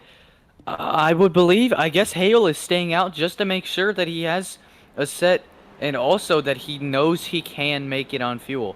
That's the most important thing. If the driver's behind him right now, where it looks like now where it's under caution and they can save fuel, and it looks like the trend of cautions is going to keep happening, I think the cars behind him are in a good spot to still be able to make it on fuel. But right now, Aaron Hale just making sure that he can confirm that he will make it on fuel and have the freshest rubber over the rest of the field. Right now, I like both strategy calls from the entire field right now, but I think Aaron Hale and the drivers behind him who have also stayed out are in good positions. Well, only one driver has officially had the worst day possible, and that's Jason Metcalf, who's back in 36th position, 19 laps down. Nick, Holland, he's now going to have to figure out how to come back after his VR issues. Now going to be a lap down. He was one of the drivers battling with McCoy and others. Now got to see how well he can now rebound. But, oh, man, it's still a wide open a race on who's going to be up front and who's going to be really able to carry themselves to stay up front and challenge for this win. Because I think Kyle McCoy, he wasn't my favorite coming into this race. He won season 1 here, and he led a couple of laps last season during their trucks season that they put on, and then they came to Xfinity for this 3rd season of Stars and Stripes. And what is something about the ARCA cars that you can translate to the Xfinities that might be giving Kyle McCoy a little bit of a sense here? Well, Sam, the most thing I can track to him that is the most similar is just the lack of downforce both of the cars have. You can tell that they have a little wing on the back of them compared to the Cup car and the truck car, who have a nice giant spoiler on there to give them a lot more downforce. That meaning lower corner speeds and not much downforce, and tighter or even looser cars, because not much weight being pushed down on those rear tires. But I mean, I can definitely say that an ARCA car can drive very similar at a track like this to an Xfinity car, and I believe that's why 7 of McCoy is so strong right now. Well, McCoy's still got a lot of work to do, as him and Butt going to be 6th and 7th, as they've got Hale. Bella is going to be in front of them, and we are green as the pace car pulls off, and it's going to be that of the 67 and the 4 trying to get going, and some drivers already ducking to the apron. And already, I mean, it's a sense of scattering for the drivers up front. They're already 3 wide, almost 4 wide, trying to get themselves situated as both Travis and John Dart just swarmed right now. And the 67, Bellas is kind of blinking currently, which is kind of making things a little interesting on my end of drivers trying to figure out how to get by one another. But it's going to be Kyle McCoy still staying low, but into the wall. It's going to be Chu, and he's going to be blocking up a lot of drivers on the high side. Unfortunately for the 66, and now it's 3 wide. Oh my, 4 or 5 lanes, almost 4 wide. No, no! Oh, there we go. Contact made, as that's going to be, I believe, again, of Adam Allens, who does not hold the brake and almost took out the 47. Also the 22 of Haas Beverly. Another incident for the 22, and his engine's blown. And, well, if we haven't seen drivers DNF'd, this is the caution that has done it now, as Dr. House, the first to leave the track this evening, and we're expecting to see a lot of other ones also joining in the mix. There's another caution in the mix, as you just see there, Allen, and also that of Dart just getting contact into one another, into the wall, and both scattering across the track. And hard contact in. As actually, you take that back, that was actually the 15 of Ken Campbell. Has very similar schemes of Campbell. And more drivers involved in this thing, and now into pit road to try to get some service done. We'll see if they got any fast repairs left, as again, the cautions just pile up. This is shocking to see. I mean, am I reading this right? Is this our 8th caution? Yeah. And what? That's where the saying comes from: cautions breed cautions. Just drivers knowing that they now just have little or less and less time now to be able to gain positions. They start getting more and more aggressive, trying to get to the front as quick as they can.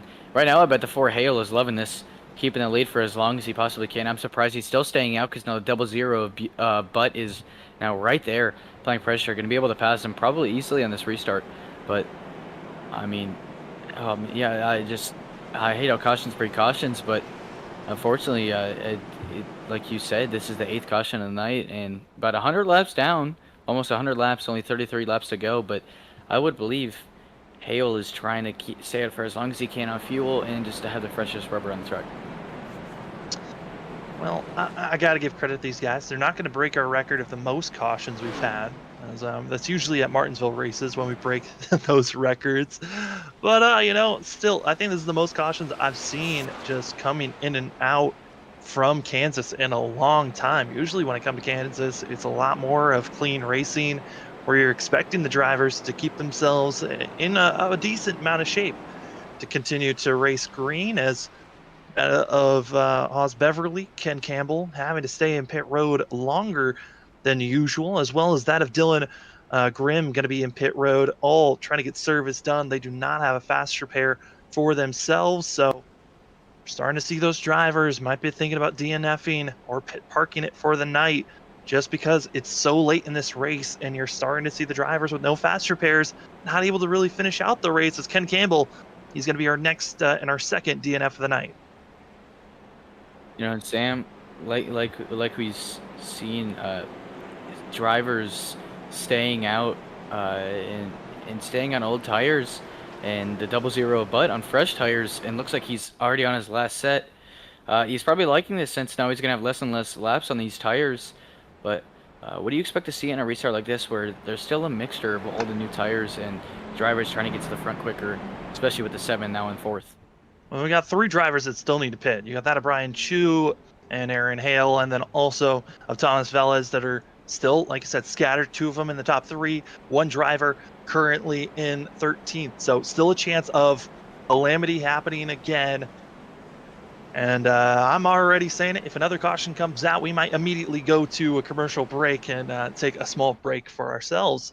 Because, oh man, this has been a long race for a lot of these drivers who all probably expected this thing to already be done by now, with it only being 133 laps. I mean, if we stayed green, this race could have already been over, but just more and more cautions being built up, it's difficult for these guys to stay focused at times. And the anticipation, and you also touched on it, there's less laps for these drivers to run. If you want your track position and have the best finish possible, you got to make your moves now. Yeah, and definitely. I mean, this is only a 200-mile race, actually half a mile shorter than 200 miles, but 133 laps isn't a very long time to be able to race, and it's just interesting to see the strategies these drivers pull off in a short amount of race time, especially with 8 cautions now, killing all that time that they have and all the laps they have, but still the 4 staying out in a very interesting strategy. But right here, I think he's gonna get blown by on this restart, and gonna have to hope for another caution to come out for him to be able to get that fuel and rubber back up, or to get that back and be able to compete for the lead still. Well, I like the call. I mean, for that of Hale, he's going to be having Velez behind him, and all the drivers. I mean, Velez as well as the 4 older tires work together, try to get the best jump you can. As you know, the drivers on the outside, once they see you just move a little bit, it's go time, and that fresh rubber is going to really hit the ground running, as the older tires might slip, might have some tire spinning. Pace car is off, and we are green once again for the Binford 200 here for the Stars and Stripes Racing Xfinity Series. And they're already trying to figure out how to go side by side, as Hale's gone, and now Butt as well as McCoy able to get by Velez, and Velez is going to stay low. We got to be careful. He's drifting up in those older tires. And now here comes Butt on the inside of the 4 already. Going to easily clear him. Same thing. Now the 7 side by side with them. The 4 running the wall. It looks like the 4 is going to stay there on the outside. Oh, and we got another caution. Max Ward. I think that's the caution the 4 now wants. Trying to go 3 wide. Did not work out for those drivers. Yeah, but there's the caution the 4 wants and needs. 31 laps to go. Can easily have the freshest tire and still needs the fuel to make it to the end. I think this is the perfect strategy for the 4 right now. Looking like the caution was around Ward and Hooper, and also the 23. The 47 involved in another wreck. No fast repair for that driver, so he'll be in pit road for a bit. As here's your Freaky Fast broadcasting replay, and 3 wide on the back stretch, and just a lack of knowledge of how close you are to another driver and pinching each other into the inside wall. I mean, that's just a lack of focus being seen. 47, nowhere to go, and that's what brings out our most recent caution. Well, Hunter, we're going to give ourselves some time to rest our voice, as we've had quite a few cautions already. as we are now on total number 9 so far. We'll be back in just a few. You'll see side by side of anyone that comes into pit road, as Hale has come into pit road. But we'll be back for hopefully green flag racing, as we're almost 30 laps to go in this thing. It might feel like a short one, but it's still a long ways to go.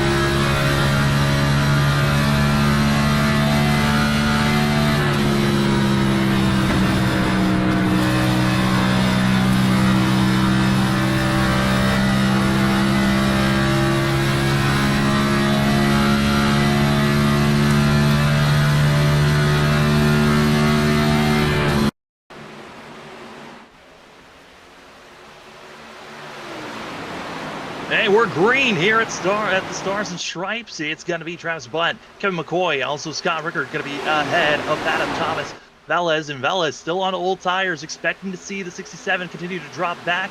And you got to watch out for the Ford of Hale. He did pit all the way back in 27th. We'll see how well he can cut his way through all of this traffic that's just been a caution fest. 9 cautions so far this race, as we are less than 30 laps to go in this thing. And we saw before pit stops happened about 20 laps ago for that of Butt and McCoy.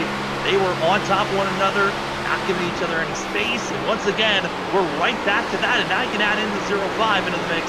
Also our pole sitter of that of Chris Wade. He's in the mix of this, as also looks like a driver having issues and blinking and threw off our telemetry for a second there. But man, has it just been a caution field race that we weren't sure when it was going to get cleared up. Even the admins have already come on the radio saying, hey, clean this up. Let's get some green flag racing going on. And all so far, I mean, they're looking pretty good until you look back to, around, 11th place to 12th place, more of 12th and 13th, where you got a train of cars. You don't know if they're going to be wrecking or not. Yeah, and we saw in the camera view earlier the 4-car of Hale climbing through the field pretty quickly in a sense of urgency on the freshest tires on the track, got the most fuel in the car as well, gonna make it turn a little bit better, especially with the combination of those fresh tires. It's just gonna help the car have a little bit more turn, so just more heavier on those tires. But right now I would keep an eye out for that 4. I don't know if he can make it from the back to the front. It's not that big of a difference in rubber from the leaders, but right now we got 25 to go. McCoy, oh man, he's applying the pressure, and it looks like he's gonna take the lead in front of Butt, but right now side by side for the lead right now. This is neck and neck. The 2 fastest cars we've seen all day today. Don't count the 05 of Rickard behind him as well. Rickard won during the truck series last season. McCoy won during season 1 of the drivers 2 seasons ago in the ARCA series. It's Travis Butt who's trying to arch his name into the Kansas winners. McCoy and Rickard trying to get their first one of this season, but 2-time winners at Kansas as they're trying to add on to this Stars and Stripes league. I mean, it is incredible to see the drivers on where they have really tried to come back from, as we're looking on board of the 20 machine. Derek Offerman, who really, he had a whale of a time early on. He got into the outside wall around lap 15. He's now trying to rebound from that. And still looking at the field and how well they're going to be able to make their way cutting up, because it just seemed like when we were seeing Butt, also Wade, making their way through the field, it was a lot because they had fresher tires than the rest of the field that gave them that advantage to cut their way through. It's now wait and see what Hale's going to be able to do, but he's kind of stalled out currently in 22nd position, about 7.1 seconds back. That's a little bit too far back for my liking, as we're coming closer and closer to 20 laps to go. And it looks like a driver going to be going extremely low up front. That's going to be Scott Rickard, who gets a little bit of a bump from Travis Butt, goes down, and now going to be giving space to Wade up front. He's now about 1.1 seconds back from McCoy, and he's trying his best, but McCoy is flying right now compared to the rest of the field. Yeah, and that's the only problem that I just don't like right now is McCoy flying away from the field, running really fast laps right now, right up on that wall. No mistakes. He just can't make any mistakes right now, or else it will cost him. Damage 3 wide right now for the lead right now. Brad Davis sending it 3 wide, trying to get to the point, trying to catch that 7 of McCoy. Incredible move by the 14 right there, but I don't think he's going to be able to make it stick on the bottom, as the leaders are going to be coming around him. Oh, no, he is going to clear him. Never mind. What a move by the 14 right there. Yeah, I mean, but on the outside of that 3 wide move, I mean, he really is losing ground in time. Those tires just not there.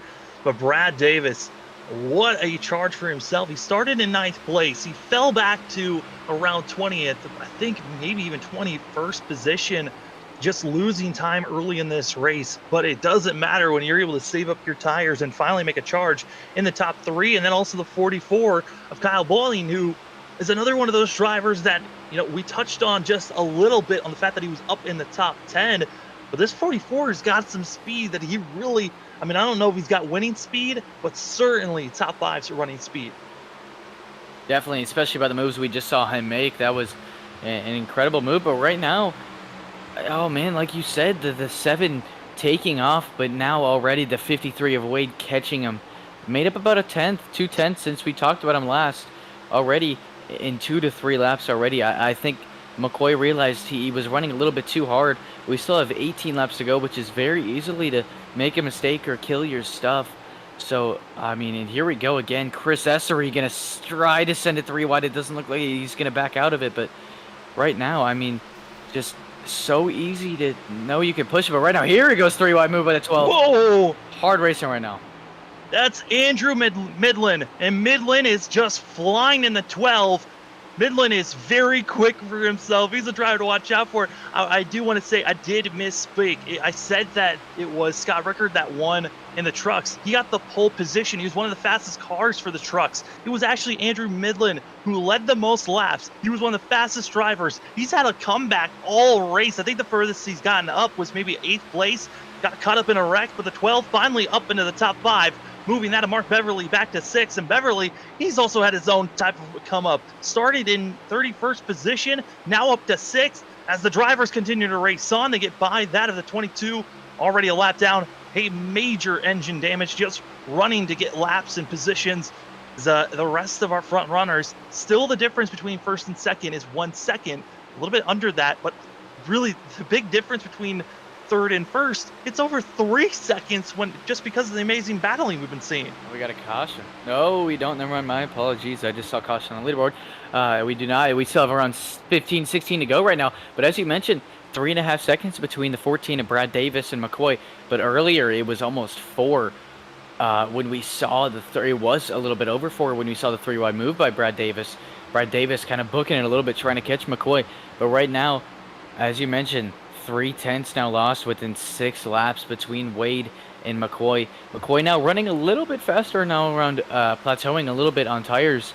But right now, it looks like it's just a two-car battle, 2 seconds back. But right now, also look at this battle between the 44 and the 14. The 44 trying to apply the pressure, but I believe he's trying his best, but trying to run a little bit different lines right now. Let's see if the 14 still runs different lines than him. Now the 44 is going to try to run the bottom right there, getting around lap traffic. But right now I think that's the weakness for the 44, running the same line. But right now it looks like they're about the same in pace. That's the one thing that's so frustrating is when lap cars come into the mix is there's really no safe place for them to go except for the apron, because the outside line's preferred lane for some, the low line is preferred for other lead lap cars. So if you're a lap down machine, you gotta pick your lane, you're gonna stay in and hope that the other drivers can drive around you as fast as possible. Cleanly was that as Max Ward, he hates that he's so damaged, but yellow flag waves, wreck happening, and it's the 4. Second wreck of the day, the 21 also involved in this thing, and oh no, I think it's just drivers unaware of where they're at, because driving on the apron is a place that drivers want to go. As you'll see here, you're going to see the 4. He goes down to the apron. The 21's expecting it, but the 4 then comes up, seeing that he's got the momentum, and there's no space on the track, trying to come back onto the racing surface. Collision for both the 4 and the 21.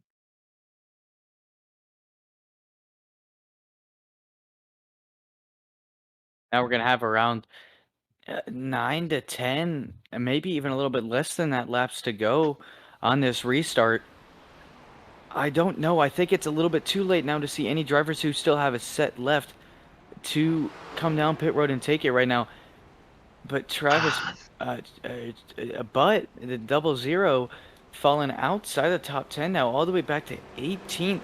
Looks like he's used a little bit much on his tires, but right now the battle I'm really looking forward to seeing this restart. With around 9 to go in the restart, it looks like between McCoy and Wade.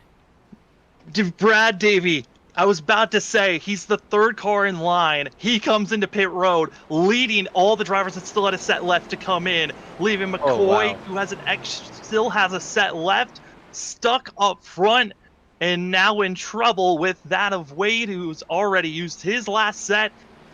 Oh boy. And also keep in mind, looks like the 00 up did come down. How about that? It looks like he did take tires. Looks like we were wrong. He might have a set. Actually, well, yeah, it does look like it, but the 14 of Brad Davis, how about that, man? Like you said, leads almost the entire field down to take tires. Do you expect the 14 to come flying to the field and try to take the lead, even though he's got around 10 cars, 10 to 15 cars? Looks like Ashley Butt came in. He had a fast repair left, so he's using his fast repair to take all the damage off of him getting scraped up into the outside wall. That's what that pit stop was for the 00. But yeah, with 10 drivers in front of the 14, I think that's easy. I mean, the difference between the tires is 36 between that of our leader to the 14. There are some drivers mixed in between that have fresher tires. That of Timmy McNally, that's one of the drivers that has some fresh tires, as well as Brian Chu. They've got themselves 16 lap fresher tires than our top 4. So they're going to be in a mix to possibly get up front. And if they can get up front and pull away, that won't give any time for that of Brad Davis to have a chance to gain up on himself and to pass the leaders. But it is certainly, strategy was something you threw out. That is another factor to watch out for. And it certainly has mixed things up here. Oh yeah, I mean, exactly 10 cars in front of the 14 of Brad Davis. Oh man, like yeah, I mean, I definitely see it as well, Sam. He's gonna have around 9 to 8 laps to do it, hoping for no wreck or caution to happen in front of him. The 00 in front of him did pit, but only took a faster pair, like you said. Oh, if the 14 does take the lead, or how many laps do you think it'll take him for him to get up there? I mean, if he can get going and we stay green for this amount of time, it's going to. With 10 drivers, maybe it might be coming to the white flag when he can finally get up front. It's going to take a lot of work. It's going to need a lot of help. But right now, you got to be thinking for Kyle McCoy. He just shot himself in the foot with staying out. I don't see how this works out for the 7 to win this race, and it's got to be so frustrating. It's kind of like when drivers have a faster pair left, and it could have used it. You know, you had the final. Right. You know, you had the discussion in your brain of, well, maybe I need to use it, maybe I don't. I just don't know in this scenario, but it is very risky on how these drivers are going to be able to get themselves up front. And that's the thing. As a driver, I know that you look and you see that there's around eight drivers 8 laps to go when there's going to be a restart. You would think that it would be too long to make it up. I would believe that in McCoy's mindset, he's saying, no, I feel like I'd be too far back. I can't make it up in time. But right now, seeing the entire field fall behind him, falling down into pit road, taking tires, not a pretty sight for that 7 and the 53. And it sounds like Robert's getting excited about something that's going on in chat as we're getting excited up in here. As it sounds like some of the guys that we're good friends with, Cedric Hunter, making it to the next round of Road to Pro. So you love seeing guys that you can get to see your races on Saturday nights if you want to see the 13 have some good racing action. A driver that could be racing for the pros. As now, green flag in the air, and it is excited to see what Kyle McCoy is going to be doing here. He's going to build himself out a big enough lead. But yeah, it is going to be dangerous back here. Now all eyes are going to go to the 14. Already making up some spots, already pushing a 3 wide before the backstretch. We already know there's a rule before it. Oh, the 44 Rex! It's going to be a parking lot in the middle of the pack as they continue to scatter around. Quick yellow, and it looks like we're going to be having a 3-lap shootout here. Looks like the 44 might have been the first car clipped as Mark Beverly came down. They both were looking for the same real estate, and the 44 went for a spill. A lot of drivers mixed in between all of this. But Hunter, once again, another wreck, and setting us up for a more and more dramatic ending. Yeah, and Sam, got loose on exit. Hard hit for the 44. 33 Vessery having such a good night. Fans out there rooting for him. Unfortunate finish for him. I believe he'll still have a faster pair remaining, but hard hit right there as well. But this is where the moment now, the 14 just doesn't want to see. Flying through the field, much better tires than everybody else in front of him. Now going to have 3 to 4, maybe even a green-white checker to now catch him. Well, you threw out 3 wide, and you know who utilized his tires the best? That's Travis Butt that went flying through the field, who started back in 12th up to 6th in just that short stint.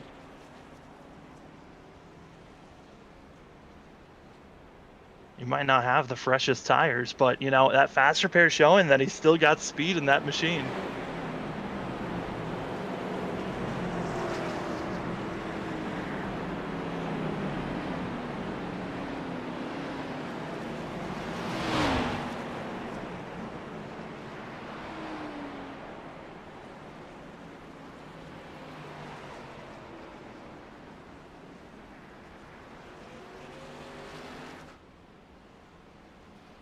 Yeah, but touching on it earlier that Robert said, having two teammates of mine, Category 5 Esports, making it into the round of 70 to contender series for the Pro Series. Drivers you get to see on Saturday and Sunday nights. Racing, becoming a pro, or being able to have a shot to become a pro. Awesome for them, beating thousands of drivers to get into the top 70 spots. I mean, I am teammates with both of them. Great guys. Learned so much from them as a driver and helped me out with so many things. And it's very awesome to learn even more now that they have a shot to become into the Pro Series. Yeah, I mean, it makes it even more exciting when you get to see those guys performing week in and week out, Saturday and Sunday nights on, you know, it makes sense. I mean, how fast they are as they dominate whatever series they go into, and now they've got a chance to go pro and show even to the pro guys what talent Category 5 has, and it's so great.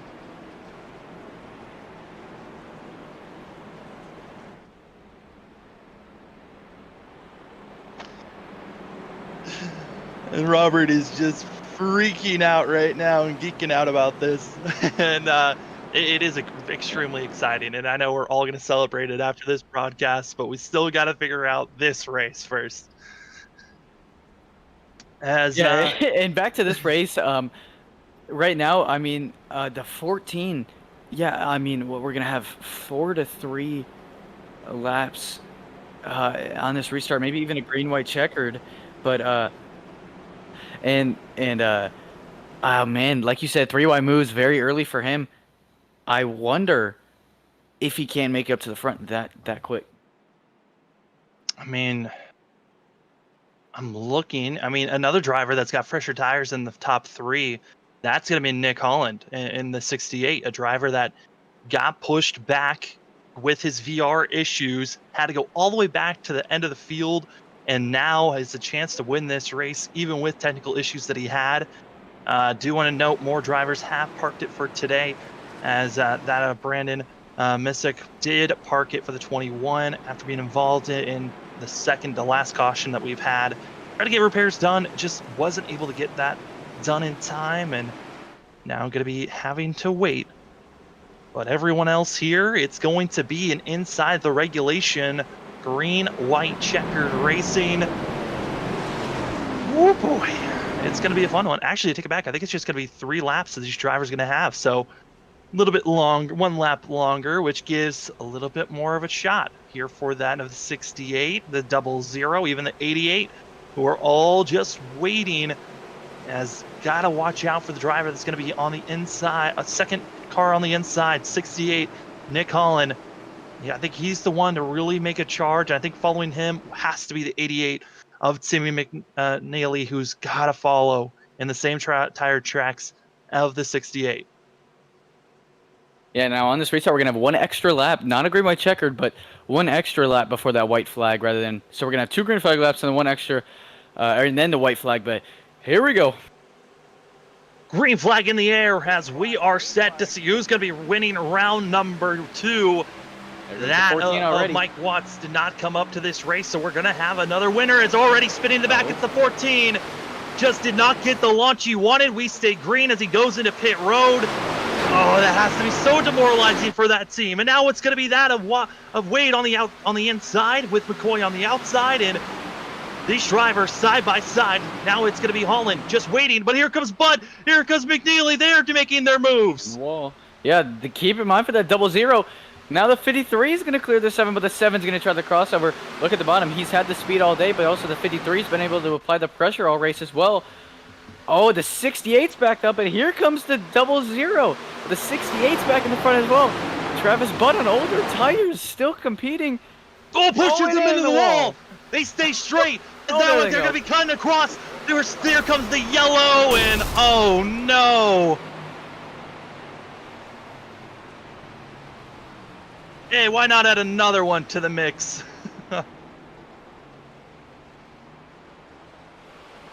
Oh man. Drivers just nowhere to go, and once again Adam Allen added into another wreck. Oh man. And Brad Wright, like you said, just so demoralizing for him. It sent it 3 wide immediately in the restart, trying to get up there. Unfortunately, got wrecked and sent down into pit road. But oh my gosh, that was incredible moves on the backstretch and incredible racing right there.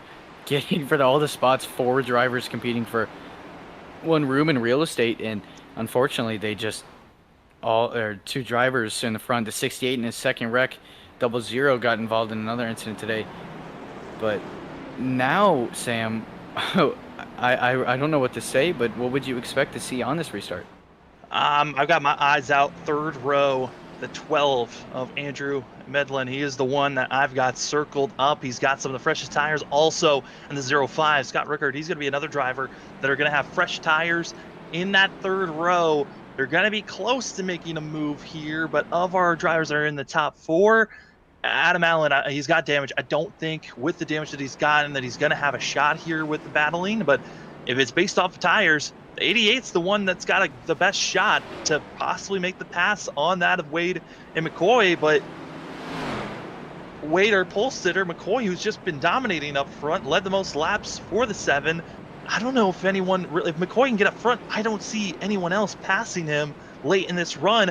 But we do have to touch on this. If this race goes into a second attempt at a green-white checkered, there's some drivers up front that I don't know if they can make it that far.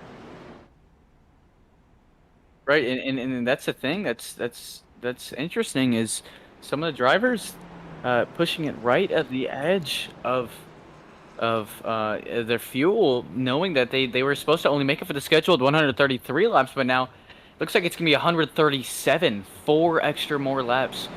That's 6 more miles. That's stretching it a lot more on fuel that is only made to go the 200 miles rather than 206. So I mean, these cautions are helping out for them to shut it off and coast and clutch it in to save fuel. But like you said, some drivers, if this even goes to the second green-white checkered, we might see some drivers running out. Drivers that are probably clutching and hoping that they don't go to win a second attempt. That's going to be our leader right now of Wade. Second place, McCoy. Also back in 7th place is going to be Derek Offerman. And then all the way back in 24th, that's going to be Douglas Hooper, which Hooper, I feel like that driver should have gone in pit road, opted off just in case, but feeling like track position a little bit more important, but they're not clutching in the moment, which is a good sign for them that they feel comfortable and confident. But also, we've had a lot of cautions during this stint, which is enabling them to go a little bit further. But again, I don't know if these drivers, because when we finish out this stint, they're going to be around 50 laps on this run. I don't know if they can go further than 50 laps, even with all these pace laps under caution. Right, and that's the thing. I don't know, and the only thing that can happen is let's see how far this race will go, and if it does happen for him. So it's gonna be really interesting. But it's coming up to 1 to green here. My eyes, you said on the 3rd row, I think my eyes are gonna be on this 7 car of Kyle McCoy. Had such good launches and such good speed in the short run.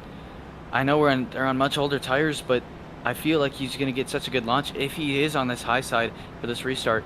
But, oh man, it's too tough to call right now. Also, keep in mind of that 88. I mean, yeah, Kyle Timmy McNally. I mean, just, oh man, there's so many drivers that have a chance of winning it right here. It's crazy. Well, here's a crazy thing that's going on is the fact that 3 of our top 10 drivers qualified in the top 10. Everyone else, they have had to work and make every hard move possible, as that of Kyle McCoy. I know he's been up front, been leading a lot of laps, but he started this race in 13th. Then you've also got that of Medlin, who started all the way back in 16th. Adam Allen started in 19th. Then you go back to 7th place, where you've got that of Offerman qualified in 11th. And then you've got Shoreward, who's qualified in 32nd position. And then qualifying in 33rd was Brian Lynch back in 10th. So a lot of new faces that we haven't seen all race long, because Nick Holland, Travis Butt, they are out of this race. They parked it. We've got only a total of 27 drivers left on the lead lap, and it's going to be sparks flying when we come across the line. That is what we are expecting here for the Ben Ford 200. Here for the Stars and Stripes Racing Xfinity Series, round number 2. Our first attempt at green-white checkered. We have another one just in case we get the extra yellow flag for the white flag.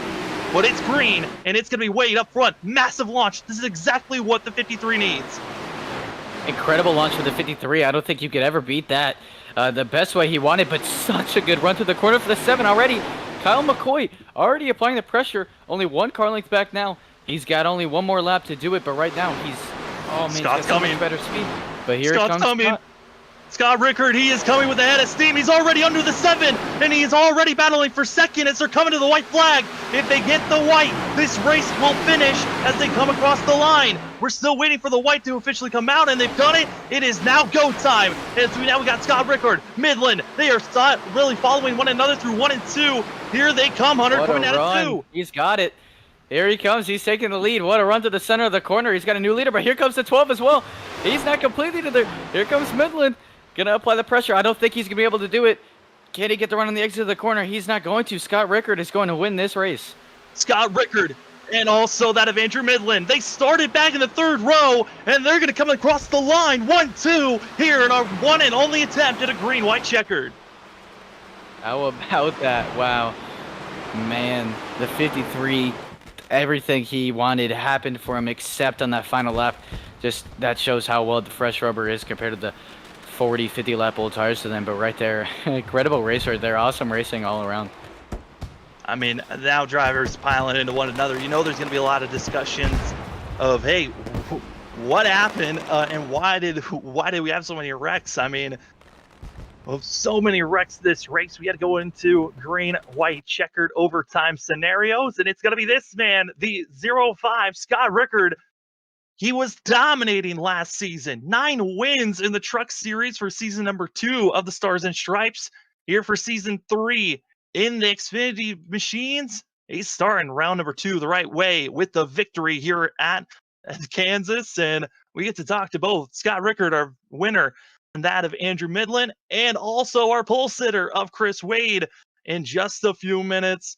Thank you all. We'll be patient. We'll talk to our top 3, and then we'll finish out this race because it's been a long one.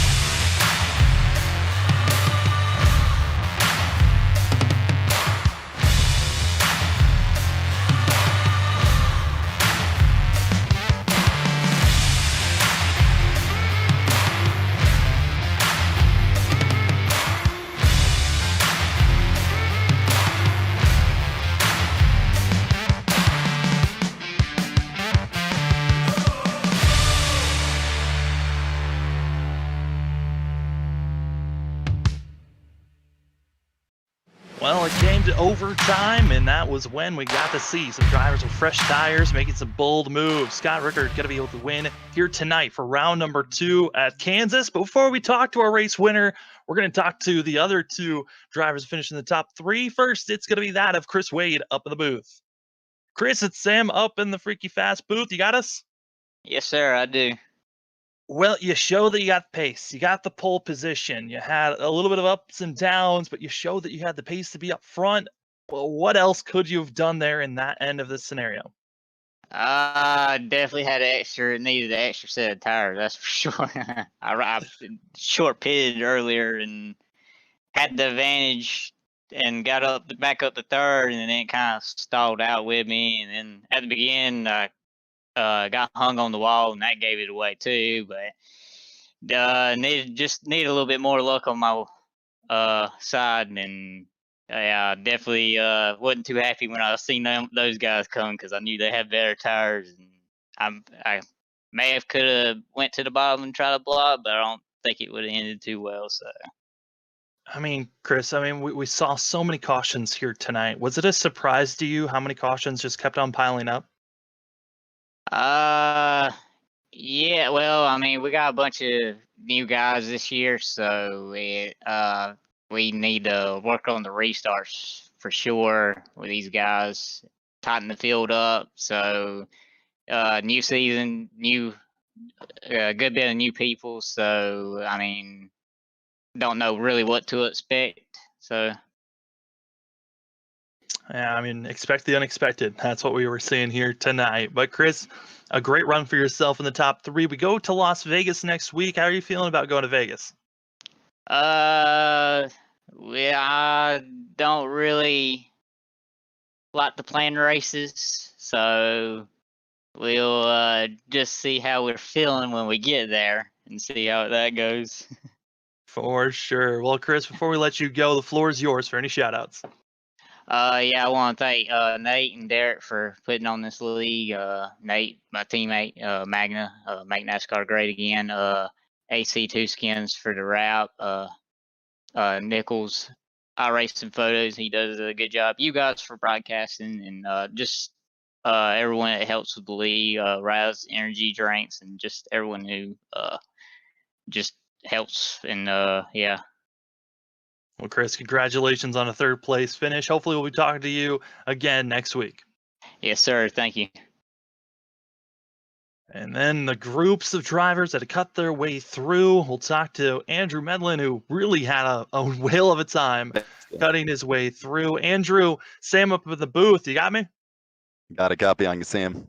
Seemed like I cut you from a conversation. I'm sorry about that, but you had to cut your way through a lot of this field through this race. I mean, you won, looking at the stats of the couple of seasons, you won in the trucks last season, here in the Xfinity cars. What was the major difference for you in getting through the field primarily? This difference in this race is that it wasn't called the Shitter's Full 180. So if it would have been called that, I think I would have won. But nonetheless, it was, I was actually just talking with Ricard and Wade there. She pulled me in here, and we were just talking about the differences in these cars versus the trucks from last season. But really, I'm thrilled to come home with P2 after the race I had there, and bring this old Aneco Electrical Construction, I was getting ready to say Ford Taurus, but Toyota Supra home in P2. This is actually a paint I ran in Hooters Pro Cup in 2002. Well, it was a good-looking scheme, and you certainly surprised us when you were cutting through the field. You know, with how many cautions were coming out, do you feel like that was hurting you from really learning how to attack this course? Because it just felt like the longer the race went on, the faster you were getting, the more you were trying to getting the hang of the car. I definitely had a long run, more of a feel for the long runs. And yeah, as you can imagine, especially I think it was about from lap 87 through to the end there. Way too many cautions, wasn't getting the long green flag runs. So I actually decided there, I don't know what it was, maybe with 20 to go, I was coming in and pitting no matter what anybody else was doing. And I actually committed pretty early. And I like to think maybe drew some more guys in. Most of the cars came in, and I felt pretty good. But as you saw there, that last restart, I just didn't get the best restart there. Ricard got a good jump on me, and And right then I knew that was probably the difference between P1 and P2. But just really happy with the run and looking forward to taking this momentum on to next week. Well, speaking of next week, how are you feeling about going to Las Vegas? You know, it's not too different than here. So I ran pretty good there as well last season in the trucks. And then we got a couple short tracks coming up, which I really enjoy those, especially the paperclip. So yeah, really just looking forward to kind of bouncing back after running out of gas on the last lap of Daytona there. So got to get this Anico car back up in the top here. We're expecting that win column to get filled up here pretty soon. Andrew, before we let you go, the floor is yours for any shout outs. No, just want to give a shout out to the to my wife Sarah and my dad Bruce, who's usually watching these races, my brother Aaron, and really all the guys in this league. We got a lot of drivers in here this season, and it's been a lot of fun. We got a good group, and the admins do a great job running it. Really happy to be part of this league. So we'll and appreciate you guys calling the races. I thought you guys did an awesome job last week. Can't wait to watch the broadcast here tonight. Well, Andrew, good luck next week, and hopefully we'll be talking to you then. Thank you, Sam. Have a good week. Take care, everyone.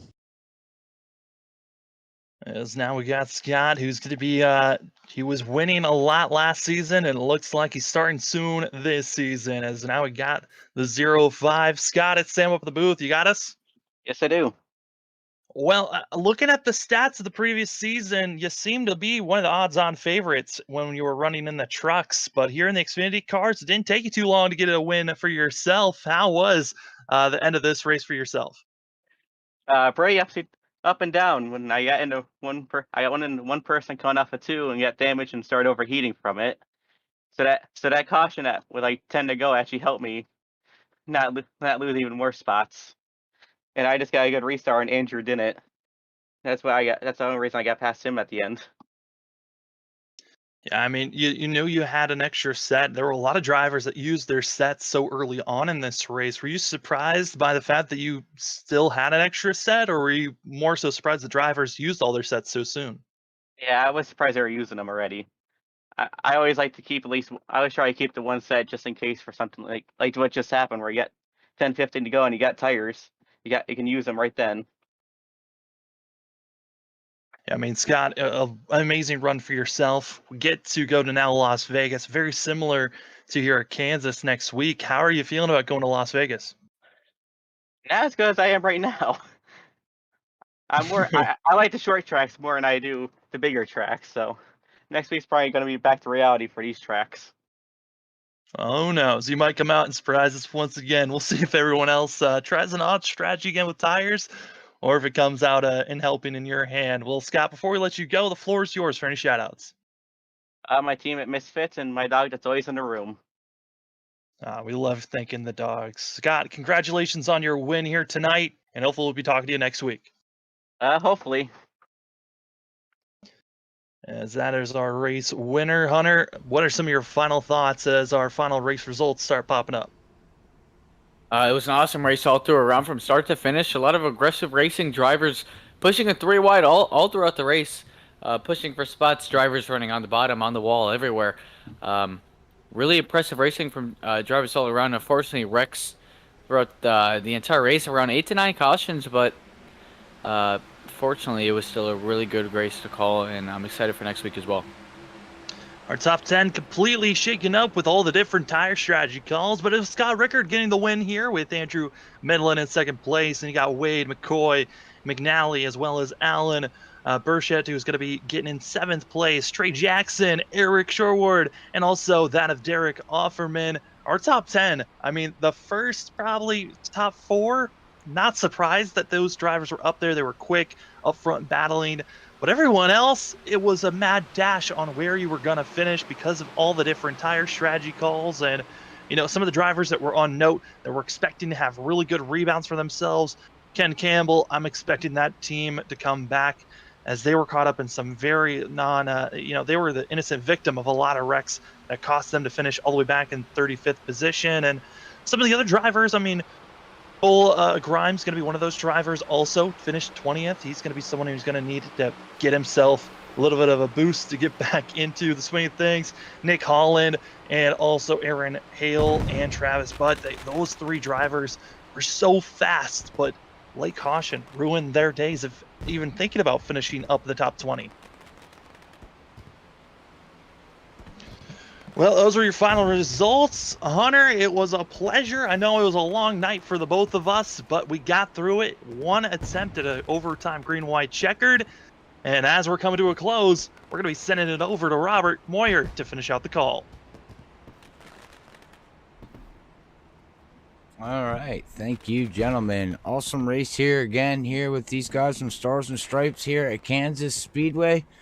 Whew, wow, what a race we had here tonight. It was awesome action-packed racing tonight. It was awesome packed racing last week. So let's see what they're going to do next week here at Las Vegas as they get ready for their trip out west. And we'll see how that all plays out for these gentlemen and see if we get a back-to-back winner or if we're going to have a first-time winner here again with Stars and Stripes. But hopefully everybody out there enjoyed the content here tonight at Freaky Fast Broadcasting. And if you did, please don't forget to hit that subscribe button on YouTube as we are on our journey to 1K by the end of this year. So every subscribe we get helps us out big time. But until Saturday night when we're going to be with NAISCC Cup Series with Sam calling in the booth with Lee Tidwell. It's going to be some awesome pack racing. But if we don't catch you then on Saturday night out there on the stream or on the track, we do want to wish everybody a happy Father's Day this Sunday. Hopefully you enjoy your time with your friends, family, your kids, your loved ones, and then just enjoy the Father's Day. And hopefully you get a good gift that you want for maybe, you know, something with sim racing or a tool or Home Depot or Lowe's. Who knows? But because we all know how men like to build things, because I sure like to just break things and build them. Don't ask me where I'm going with that. But again, happy Father's Day to everybody out there. And also the mothers that fill in for the fathers. Thank you very much for your time and service on doing that, plus being a great mother. But until next time, here at Freaky Fast, we're going to sign off, and we'll catch everybody Saturday night. God bless everybody. We love yous all. Peace out.